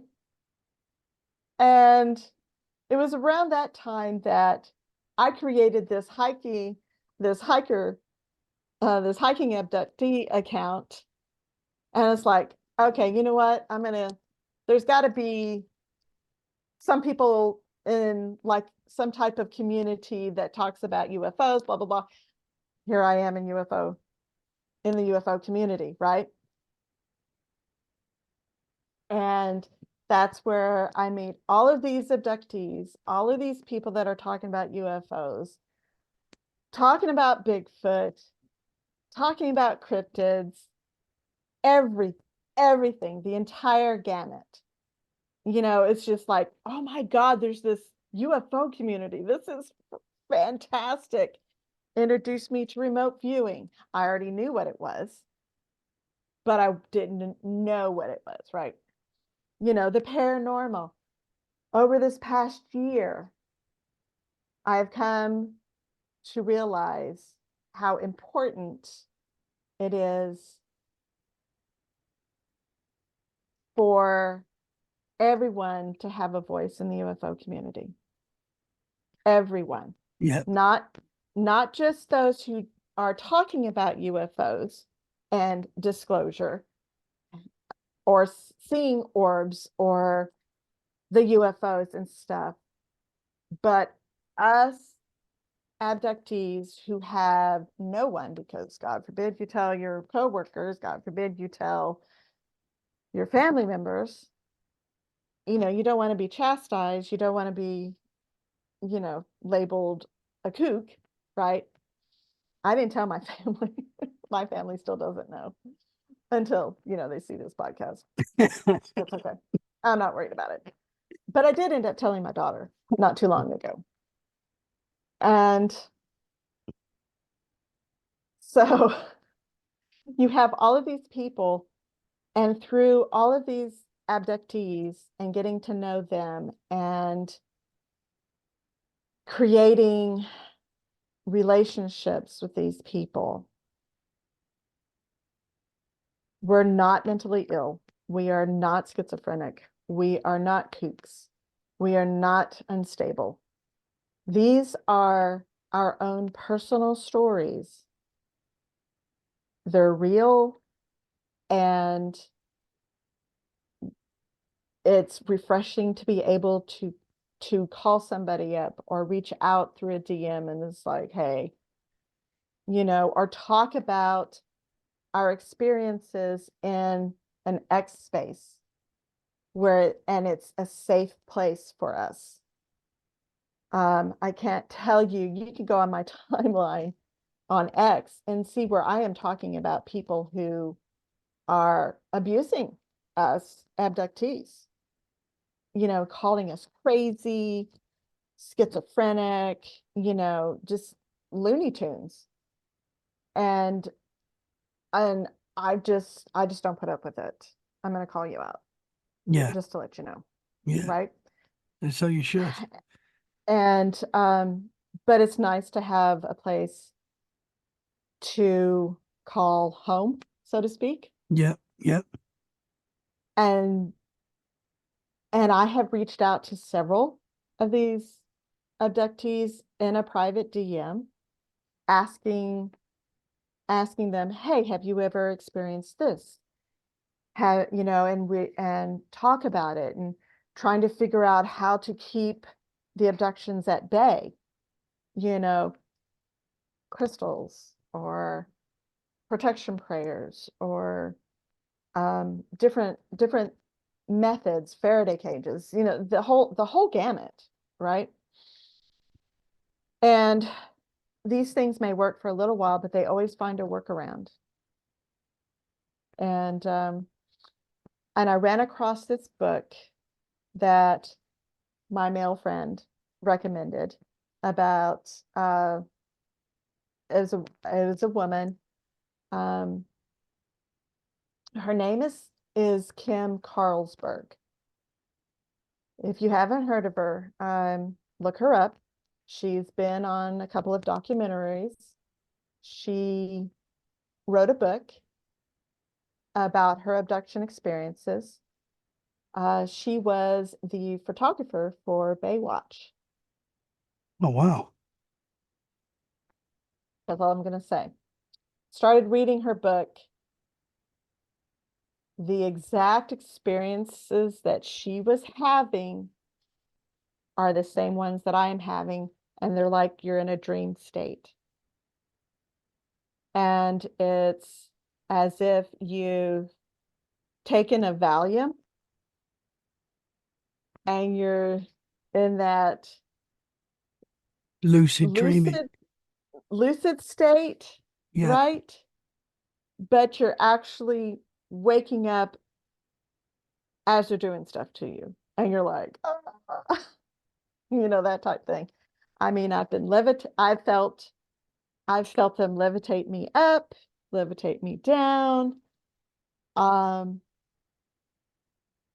I felt myself running in the field behind my house. Next thing I know, I'm in bed. And it's as if I was I don't know if I was like running, but I could see the back part of my house and I was actually running, right? Or feeling like I was running. But I actually think that they were bringing me back because I woke up right after that. Um, and I had a clothing mishap that I discovered right after that. They have, um, and this is where the nosebleeds come in because that's part of being abducted. You experience you know, uncontrollable and out of nowhere nosebleeds, um, door knocking or a pop. You can feel yourself being levitated. You, I mean, I have felt myself getting into bed and being curled up, and I could feel them pulling the covers over me. They have come through my window and disturbed the blinds right when I was waking up. So as I'm waking up, the blinds are just begin to move, and I'm laying there. What am I trying to discern? What am I looking at? So by the time I realize, oh, I get up and I'm looking out the window, thinking, oh, maybe I can see them real quick, right? No, they release me. It's like they release me and then boom, they're gone. Wow. Because I fully expect to wake up when I hear that, Yeah. and I sit straight up in bed thinking I'm going to see them. But I think they come in the form of orbs with me. My friend has an actual video of an orb coming in and leaving. As it's coming in, the cameras cut off, I think he said. And then Interesting. when he's leaving, Yeah. you can see it, and you can see him coming back. And every once in a while, his cameras will turn off, um, and things like that. So, so I was Do like, you, okay, I'm going to get a dirt cam. do you think it's possible that you're seeing your your spirit or your consciousness leaving? Do you think that's what it could be? Or do you think that's the entities? No, I think that's the entities, honestly. But it's a good question. It could be mine because I know that they do a lot of mind abductions with me, and they put me in these different scenarios. Um, they'll put me in scenarios, and thinking back over my adulthood, all of these nightmares that I would have, these are actually virtual reality scenarios. Yeah. I mean, I can't tell you how many times I have been dumped in a jungle with dinosaurs. And I have to, I'm running for my life, right? Or I've been put in um, different landscapes with tornadoes. Tornadoes are coming, right? Yeah. Different things like that. So I had a virtual reality scenario, a mind abduction, and that's what I call them. I call them mind abductions, where I was out, it was pitch black, flat terrain. I mean, we're talking flat terrain. And there was nothing but a house and a barn. There are other people there. We are in the house, and we were told to go to the barn. So we're all out and walking to the barn. We get to the barn, but then we're done with whatever it is in the barn. We're told to go back into the house. So as we're going back, like in a single file to the house, there's this saucer above, and did you ever see the movie that Netflix put out called Nope, where it Yes. sucks up? Yeah. Okay. Okay. It was like that. It's like these people around me were being just sucked up. And I knew that I needed to make a beeline for the house and not look up, because if I looked up, that was it for me. I make it to the house and then I wake up. I go on vacation last October, and I go to Colorado, southern Colorado, to this national park called the Great Sand Dunes National Park. Okay, these are naturally occurring sand dunes. They are created through specific conditions. Um, and I, I come around the mountain range, and it's flat for like 50, 60 miles in every direction. And then you can see the mountain ranges, right? And as I'm coming around this mountain range is throwing off some vibes for me. And I don't know why. I honestly don't know why. I get to my hotel. I get up the next day, and I go north about 30, yeah, about 35 miles. There's this oddity attraction where there's this 7 mile stretch of road where there's shoes on these fence posts, just different kinds of shoes, right? So I'm going there to just take a look at it. And this mountain range is like something odd about this mountain range, and I just don't know what it is, right? Like, okay, so I come back into town, and it's like, all right, I'm going to go out to the sand dunes tomorrow. So why don't I just go out there now before the sun sets, so I know how to get there? Because my objective was to get out there before the sun set the next night so I can watch the stars come up and have, almost zero light. So I'm driving and the sun is kind of setting behind me, and I'm and the sun is hitting this mountain range, and it's like, God, there's something about this mountain range. And I'm on the phone with my girlfriend, and we're on FaceTime and everything, and reception is spotty out there because it's a big mountain range and it's out in the middle of nowhere. And I'm driving, and about 2 miles before my cutoff, I come across the exact house and barn. Wow. It's the exact house and barn. I almost drive off the road. Yeah. I'm like, oh my, Wow. oh my God, oh my God, oh my God, Yeah. and I'm trying to, and by this time I had, the phone had disconnected with my girlfriend. And so I'm calling her back, and I couldn't get reception. It's like, oh my God, you're not going to believe what happened.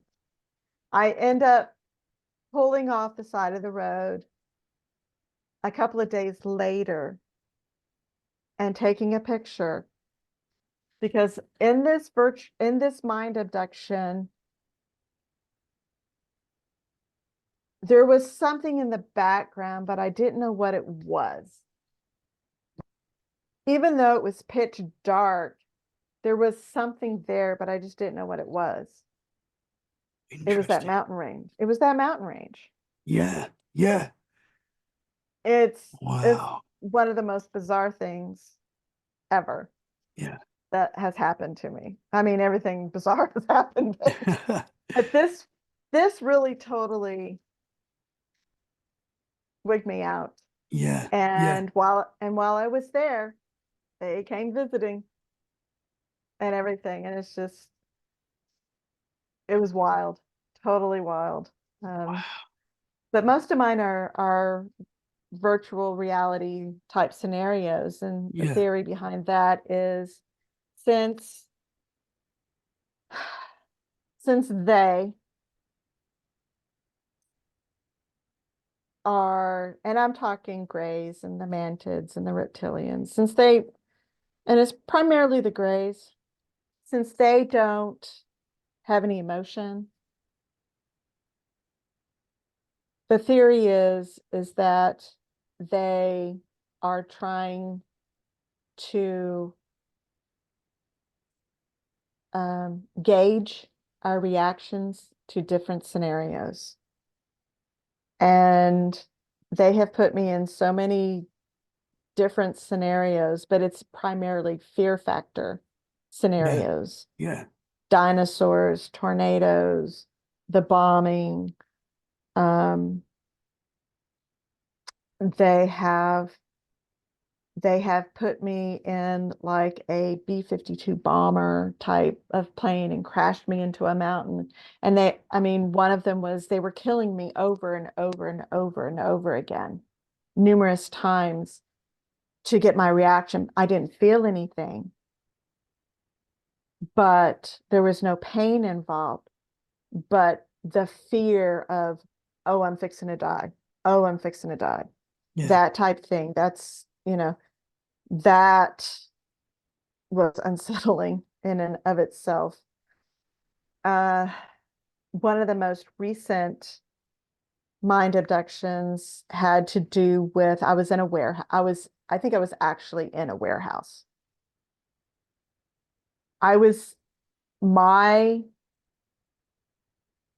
mind was in someone else's body. I was Interesting. in this warehouse. It was an empty warehouse. It had pillars. It also had a mezzanine office up above. I was with a group of people. Two of them were dressed like military style, like, I call them the 511 tactical people. Okay. You're familiar with 511, right? Yeah, yeah, Tactical outwear. Yeah. That's how they were dressed. And they were actually speaking military lingo. Because being born military, raised military, married military, I'm pretty familiar with the vernacular. And so I was with those two people with some other just like regular civilians like myself, and we were hiding from other people. And these other people come in, like you're looking out through the mezzanine office to this big, vast warehouse. And up in the top right corner is a door. And they're coming through that door. And it's people, and it's like men dressed in, they look like they were dressed like Grizzly Adams, if you know who that is. yeah, yeah. Okay, so they were dressed like that in the animal skin hunter type of attire, right? Yeah. And they had hunting rifles, everything. And a scout comes up to the mezzanine level in his 511 gear and says, "We need to bolt the door." So we bolt the door, office door. Well, they end up like melting through the door, coming through the door.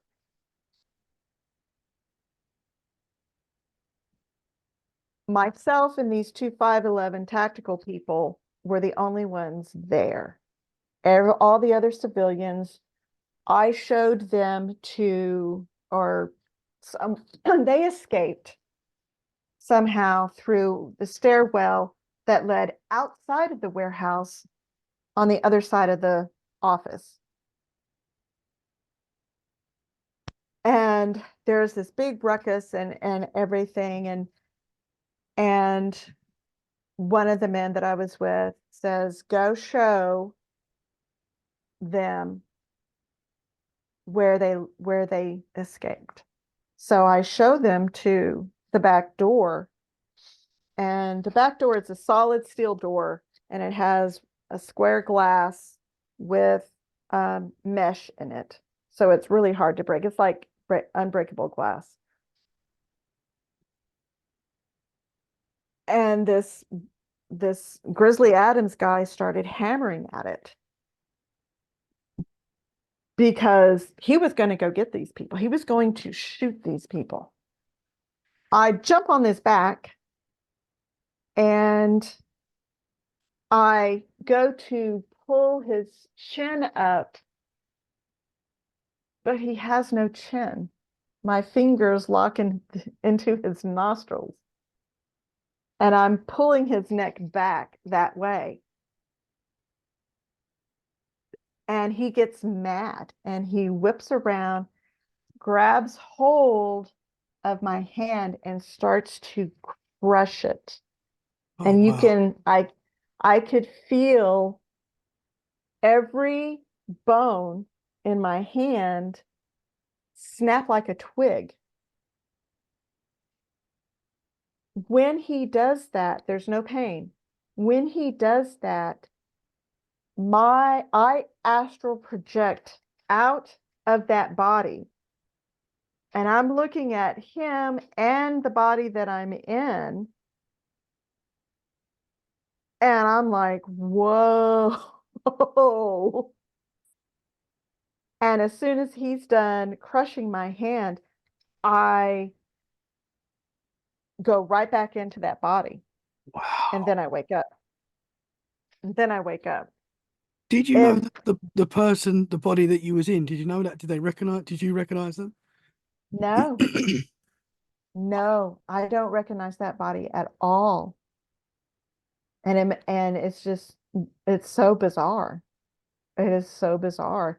Another virtual reality, which I'm pretty sure it was a mind abduction. This was a total mind abduction.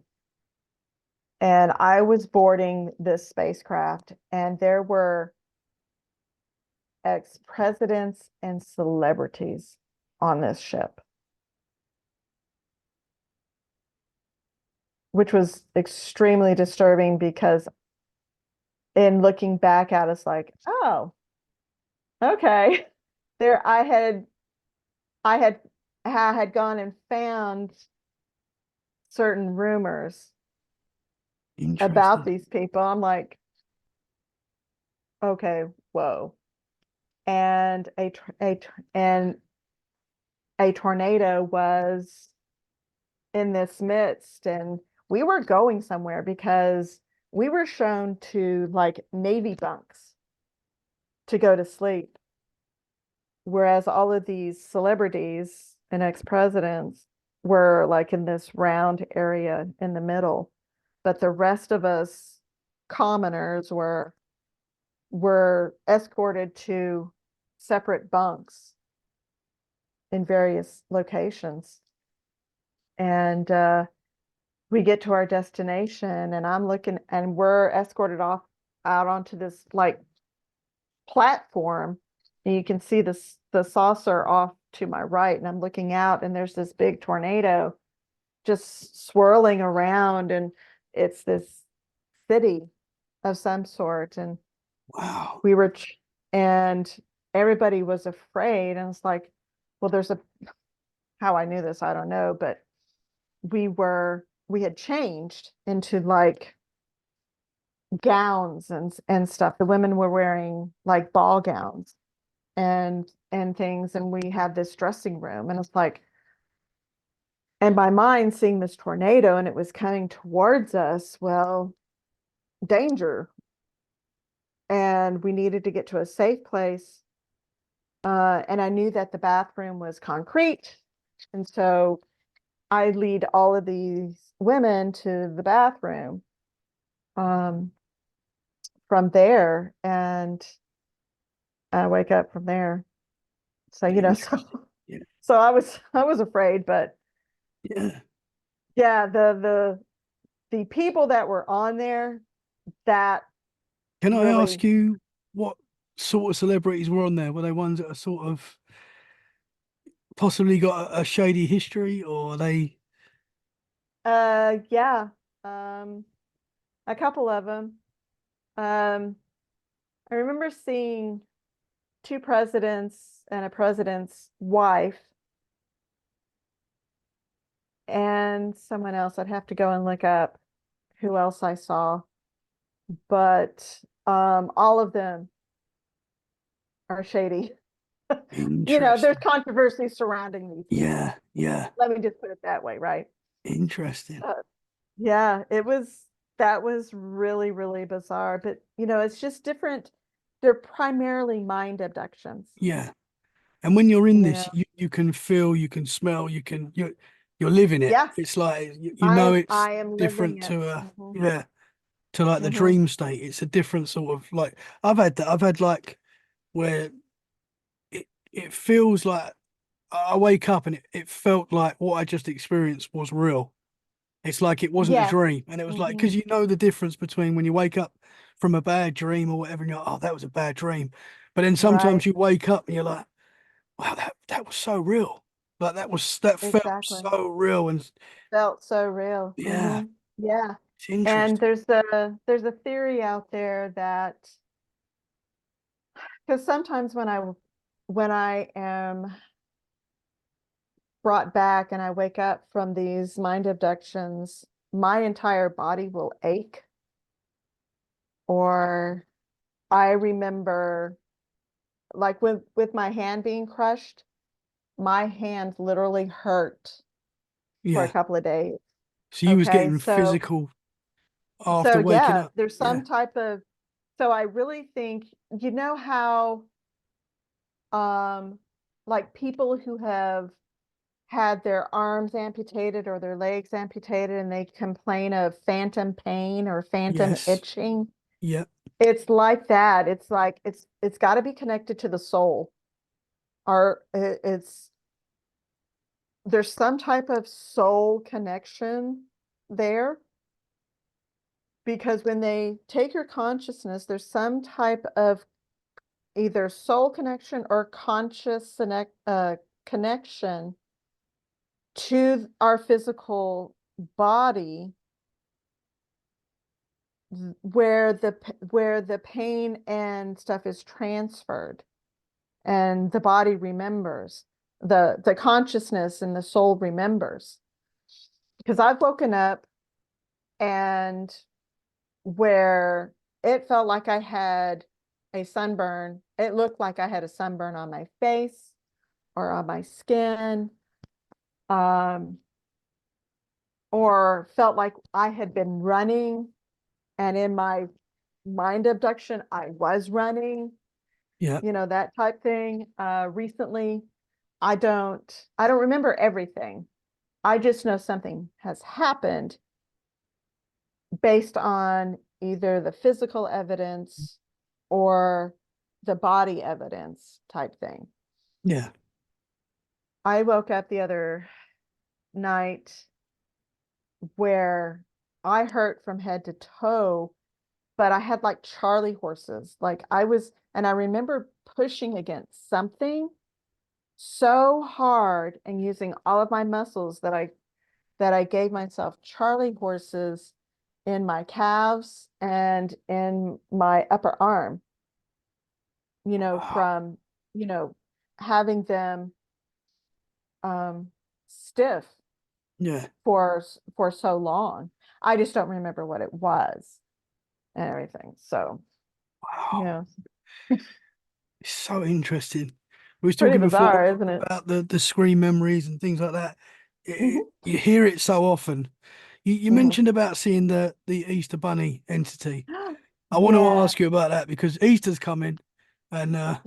I'm super Oh, interested yeah, to it hear is, isn't it? what happened. Yeah, Okay. I don't know if that's a good Oh, thing or not. I don't know. Okay, so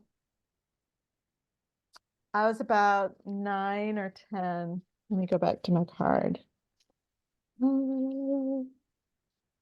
Bennett, Bennett.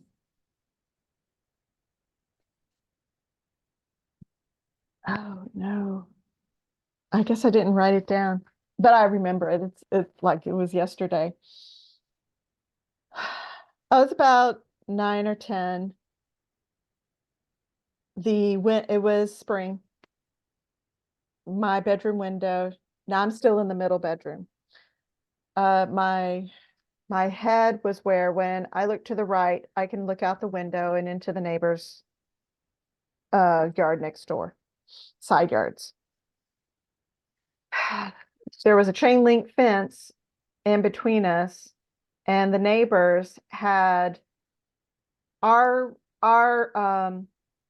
fence facing the street was a solid fence, solid chain link fence. The neighbor's side yard had a swing gate. Okay. Whereas our swing gate was on the other side of the house.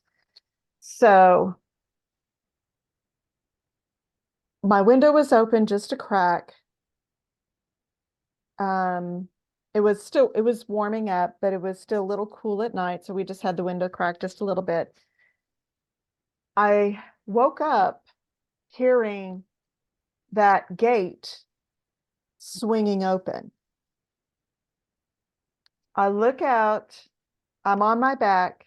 I look out, I roll my head, I look out, and I see the gate closing, but there's no one there. And I'm like, oh my God. I'm like, okay, so I have my eyes closed and everything. And I'm like, I don't hear anything else. I don't hear anything else. Next thing I know, I have like this soft paw squeezing my toe at the foot of my bed. My eyes fly open, and there's this Easter bunny. The thing is, with my 3D eyes, I don't see him. I see him in my third eye. I see him in my mind's eye. And I'm just like, I immediately shut my eyes. And that's all I remember. I was scared to death. I remember, and it was close to Easter. Maybe Interesting. it was close to Easter. Yeah. Because I remember talking to my sister. Now, mind you, my sister is like 14 years older than I am. So she would have been about 24. I remember talking to her on the phone one day, and I told her, and I told her what happened. I said it was the Easter Bunny, and she laughed at me.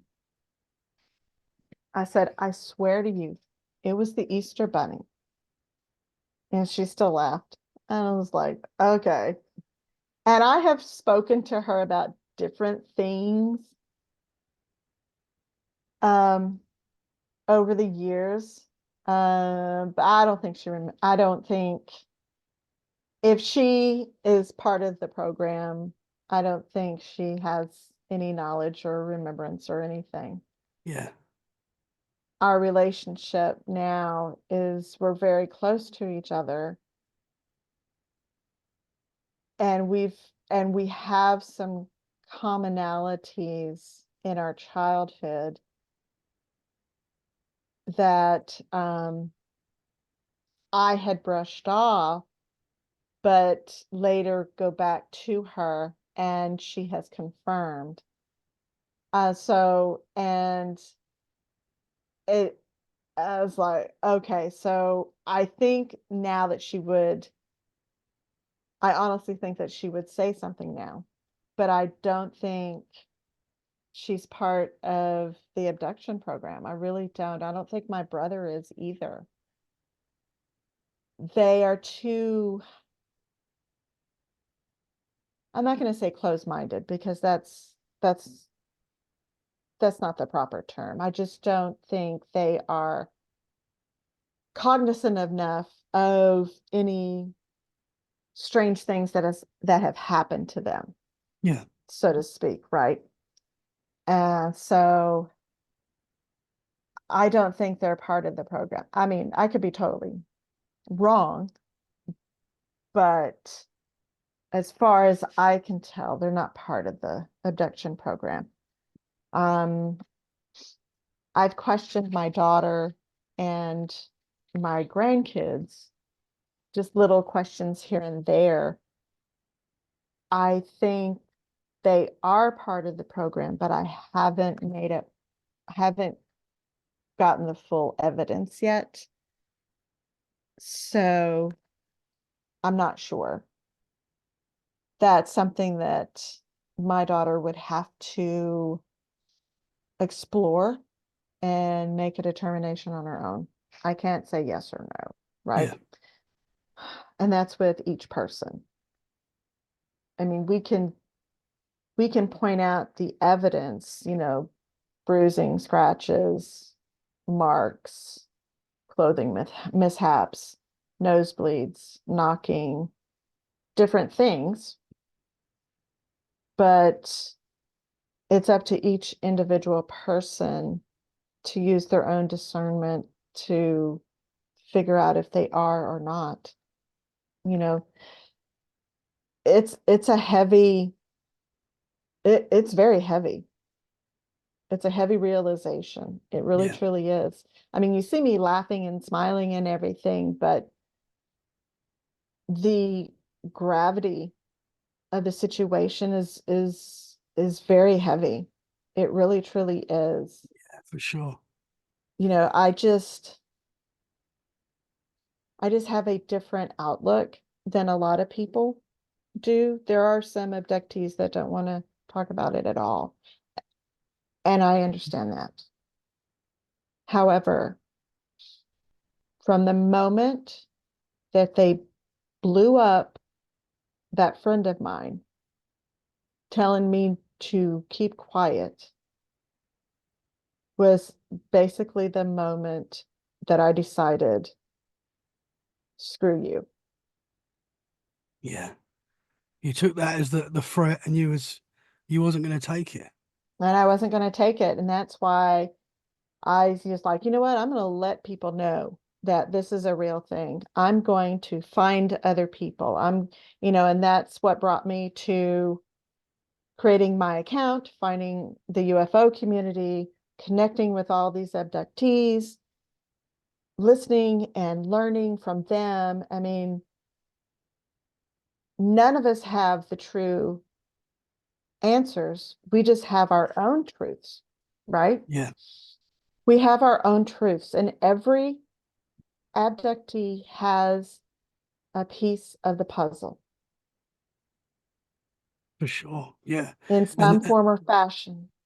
and Yeah, the go more ahead. people like yourself are brave enough to talk about it and to, the more knowledge we're going to get. So many Ab- people have experienced this. I've talked to so many people that have experienced it just Mhm. myself, so I know so many people have experienced this. And Absolutely. Good, and I mean, you've been part of spaces. You've listened to spaces. You've listened to other podcasters in the UFO community. Uh, take Nick, for example, yeah, from yeah, yeah, he's awesome. Yeah, yeah, oh, he is super duper fantastic. yeah, I love him.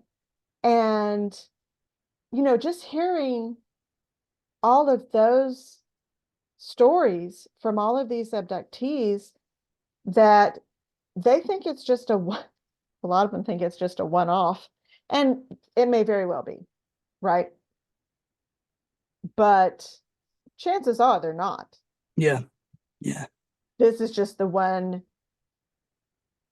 event that they remember, yeah, right? yeah, Right. So you have all of these podcasters, Cortex Zero, right? All of these people that in the UFO community that have their own podcast, like yourself and Nick and Cortex Zero, and um, oh, the two ladies, Ariel Elizabeth and the Elephant in the Room, or something, some podcast. I can't remember the yeah, podcast, but right. And Kelly Chase, with her podcast. And all of these people, yet you still have the naysayers and the skeptics and the deniers, and those people like come out of the woodwork, and call you crazy and stuff. But when it all boils down at the end of the day, the people in the UFO community, like the old goats, the up and coming people, you've got you have you have your older people like Stanton Friedman, right? yeah, Bill Schneider, Richard Dolan, and those are just to name a few. You have newcomers. Look at Gary Nolan, yeah, right? Okay, you have the old guard, and then you have these new people coming in and coming up, and now you have your whistleblowers and all of this stuff, and then you have those of us who have actually seen UFOs and those of us who have actually been on board UFOs, who are actually being abducted. I think at the end of the day, if you really truly think about it, Linda, what is her name? Linda Thompson. Yes, thank you. She's Mama been Linda. had Linda's been on the show. Yeah. At the end of the day, she coined this phrase not too long ago. I swear to you, she coined this phrase. And she absolutely put it out in a post. You can go and look it up. But she absolutely said everyone in the UFO community posting about UFOs and abductions and everything is a form of disclosure. And that is Yeah, the for sure. God honest truth. Every story that I tell, every event that I tell, every event all of the other abductees tell is is is giving disclosure. It is 100%. disclosure. It's Yeah, 100% disclosure. It's just the US government and all governments are not listening. Yeah.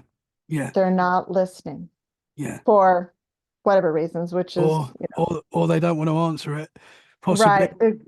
But what is Exactly. great is it does feel like we're getting to a point where more people are willing to share their experiences. I feel Yeah. like I've seen that. I've been interested in the paranormal for years, all my life, really. But Hmm. for the last few years, that I've really looked into a lot of this stuff. And I've even noticed in the short time that I've been doing this that more people seem to be willing to open up. And, because there is that, some people might think I'm crazy and stuff like that. Once you get past that, Hmm. there's so many people that are out there that are now telling their stories. And Absolutely. And yeah, you're absolutely right about that. And at first, I remember the first post that I made about one of my events. I was ridiculed so bad that I deleted it. um, yeah, I was like, "Oh my God, I did not expect that from anyone in the UFO community to do that." yeah, It shook me. I'm not going to lie, it shook me. But then the more I went into safe spaces for the abductees and everything, the more confident I became, telling stories, learning different things, different, theories and things. And then that's when I found my voice. And it's like, all right, you know what? The gloves are coming off. And that's when I really started posting and everything. And as a result, not only me, but other people started coming forward. And I think it's very important for all abductees to support all abductees yeah, 100%. and their stories, Yeah, because I have been called mentally unstable. I have been told to go see a shrink. I have been, called just about everything in the book. I have been targeted by certain individuals who it's a form of sexual harassment. Um, and I finally figured it out and I called them out for it. I didn't name their names, but one abductee did. And I said, well, you're not wrong. I just didn't say the name.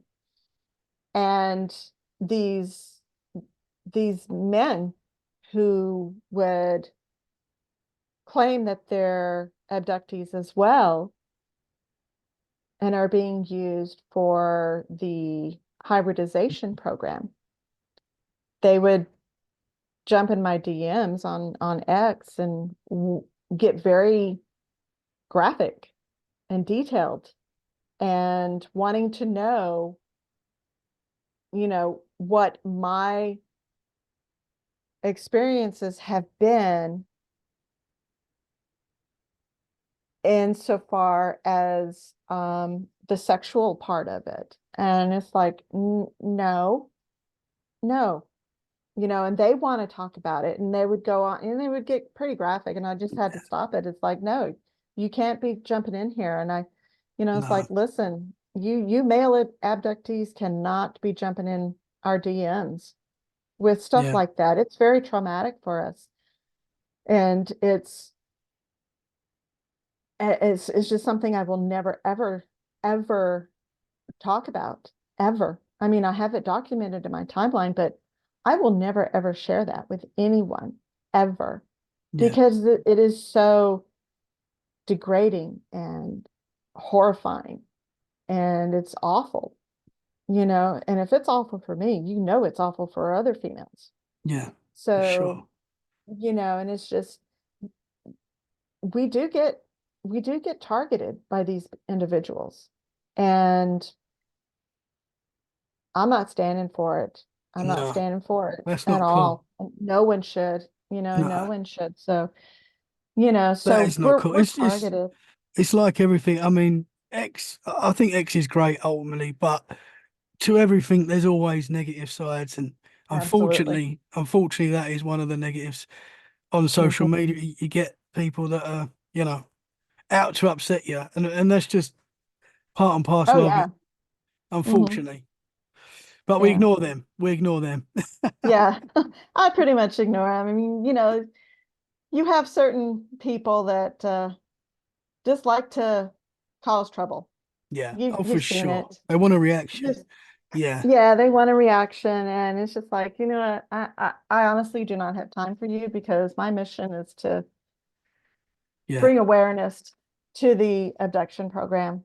Yeah. And so that's my mission. And my other submission, other mission, I should say, is is to call out the harassment and the abuse Yeah. shown to us, telling us that we're crazy and schizophrenic and everything like that and unstable. No, I'm not going to No. stand for that. It's these people who do that are in for a real awakening one Yeah. day Yeah. when it's ever decided that disclosure happens, they reveal themselves to the masses.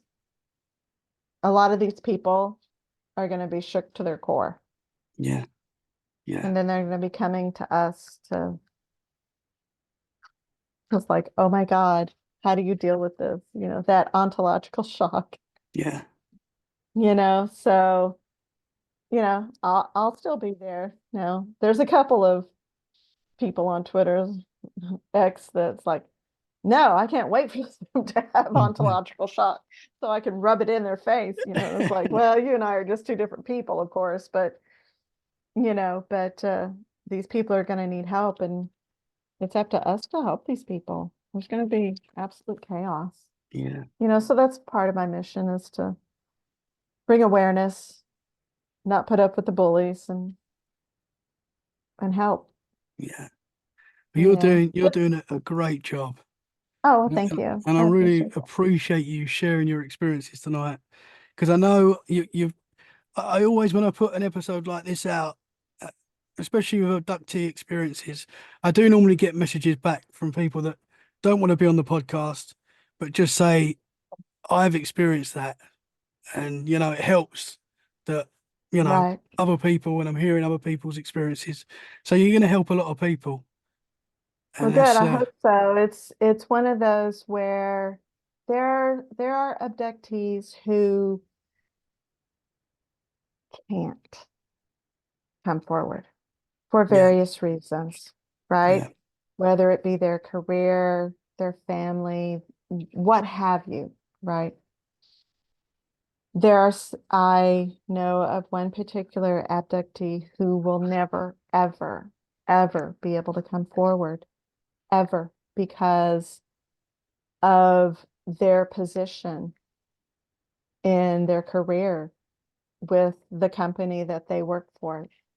They will be they will be cast out, and they would lose their livelihood, yeah, right? There are people like that who just cannot come forward for whatever reason, whether it be out of fear, ridicule, position in life, career position, what have you. And honestly, it's for those people that I want to be their voice. We we should be their voice yeah. and bring awareness to it. So that's Well, so massive. I take that seriously. Yeah, for sure. You really should. You should be proud. And thank you Thank for you. doing that. Thank you for doing that because it's You're special. welcome. I know we've gone on for quite a while, and I really appreciate that. Can I just ask you one sort of question just to round it off? And it Sure. might be a difficult one because we don't really have the answers to this stuff. But what, in your opinion, do you think these entities, whatever they are, what do you think they want ultimately?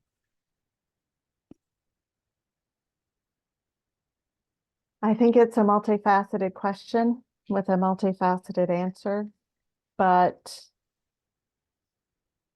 honestly, because the because they lied to you, right?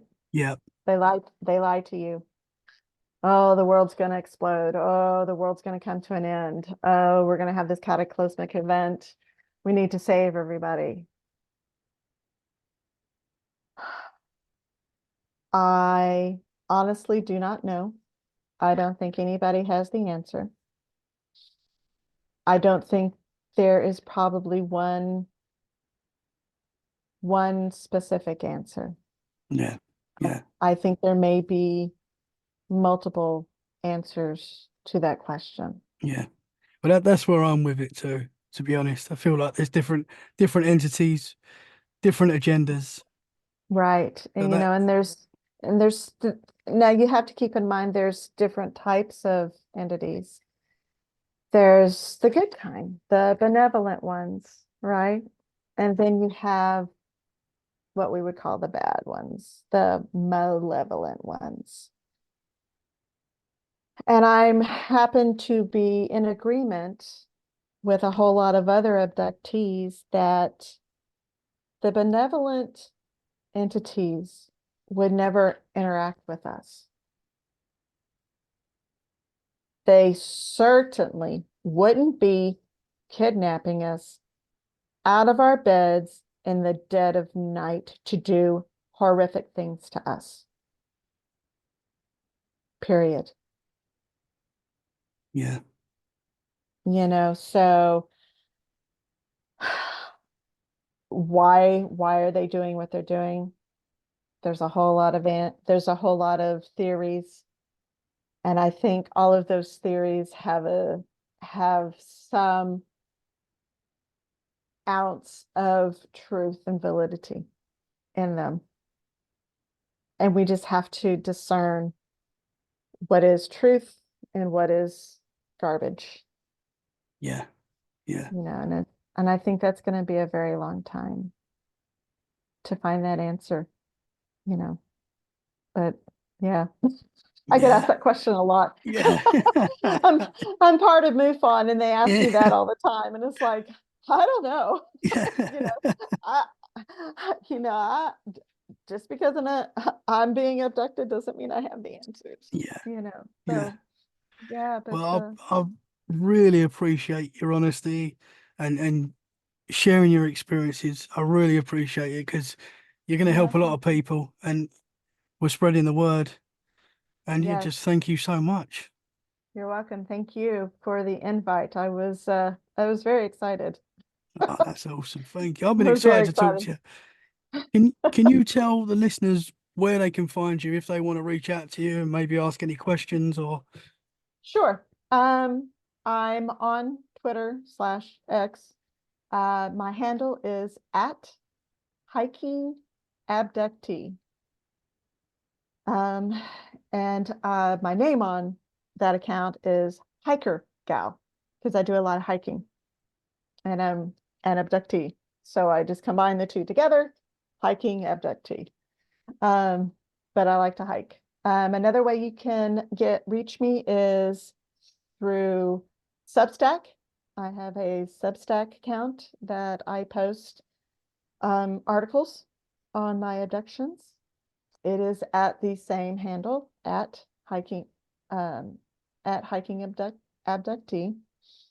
And you can send me an email through Proton, hikingabductee@proton.me. So awesome, awesome. yeah, I'll share the links in the show description. Hiker girl, thank you so, so much. I hope you're this is the welcome. first Thank of you. many conversations and we can stay in touch and Oh, yes, would let love us know to. what happens next. I will. Thank you very much. You have a great evening. Thank you. Thank you.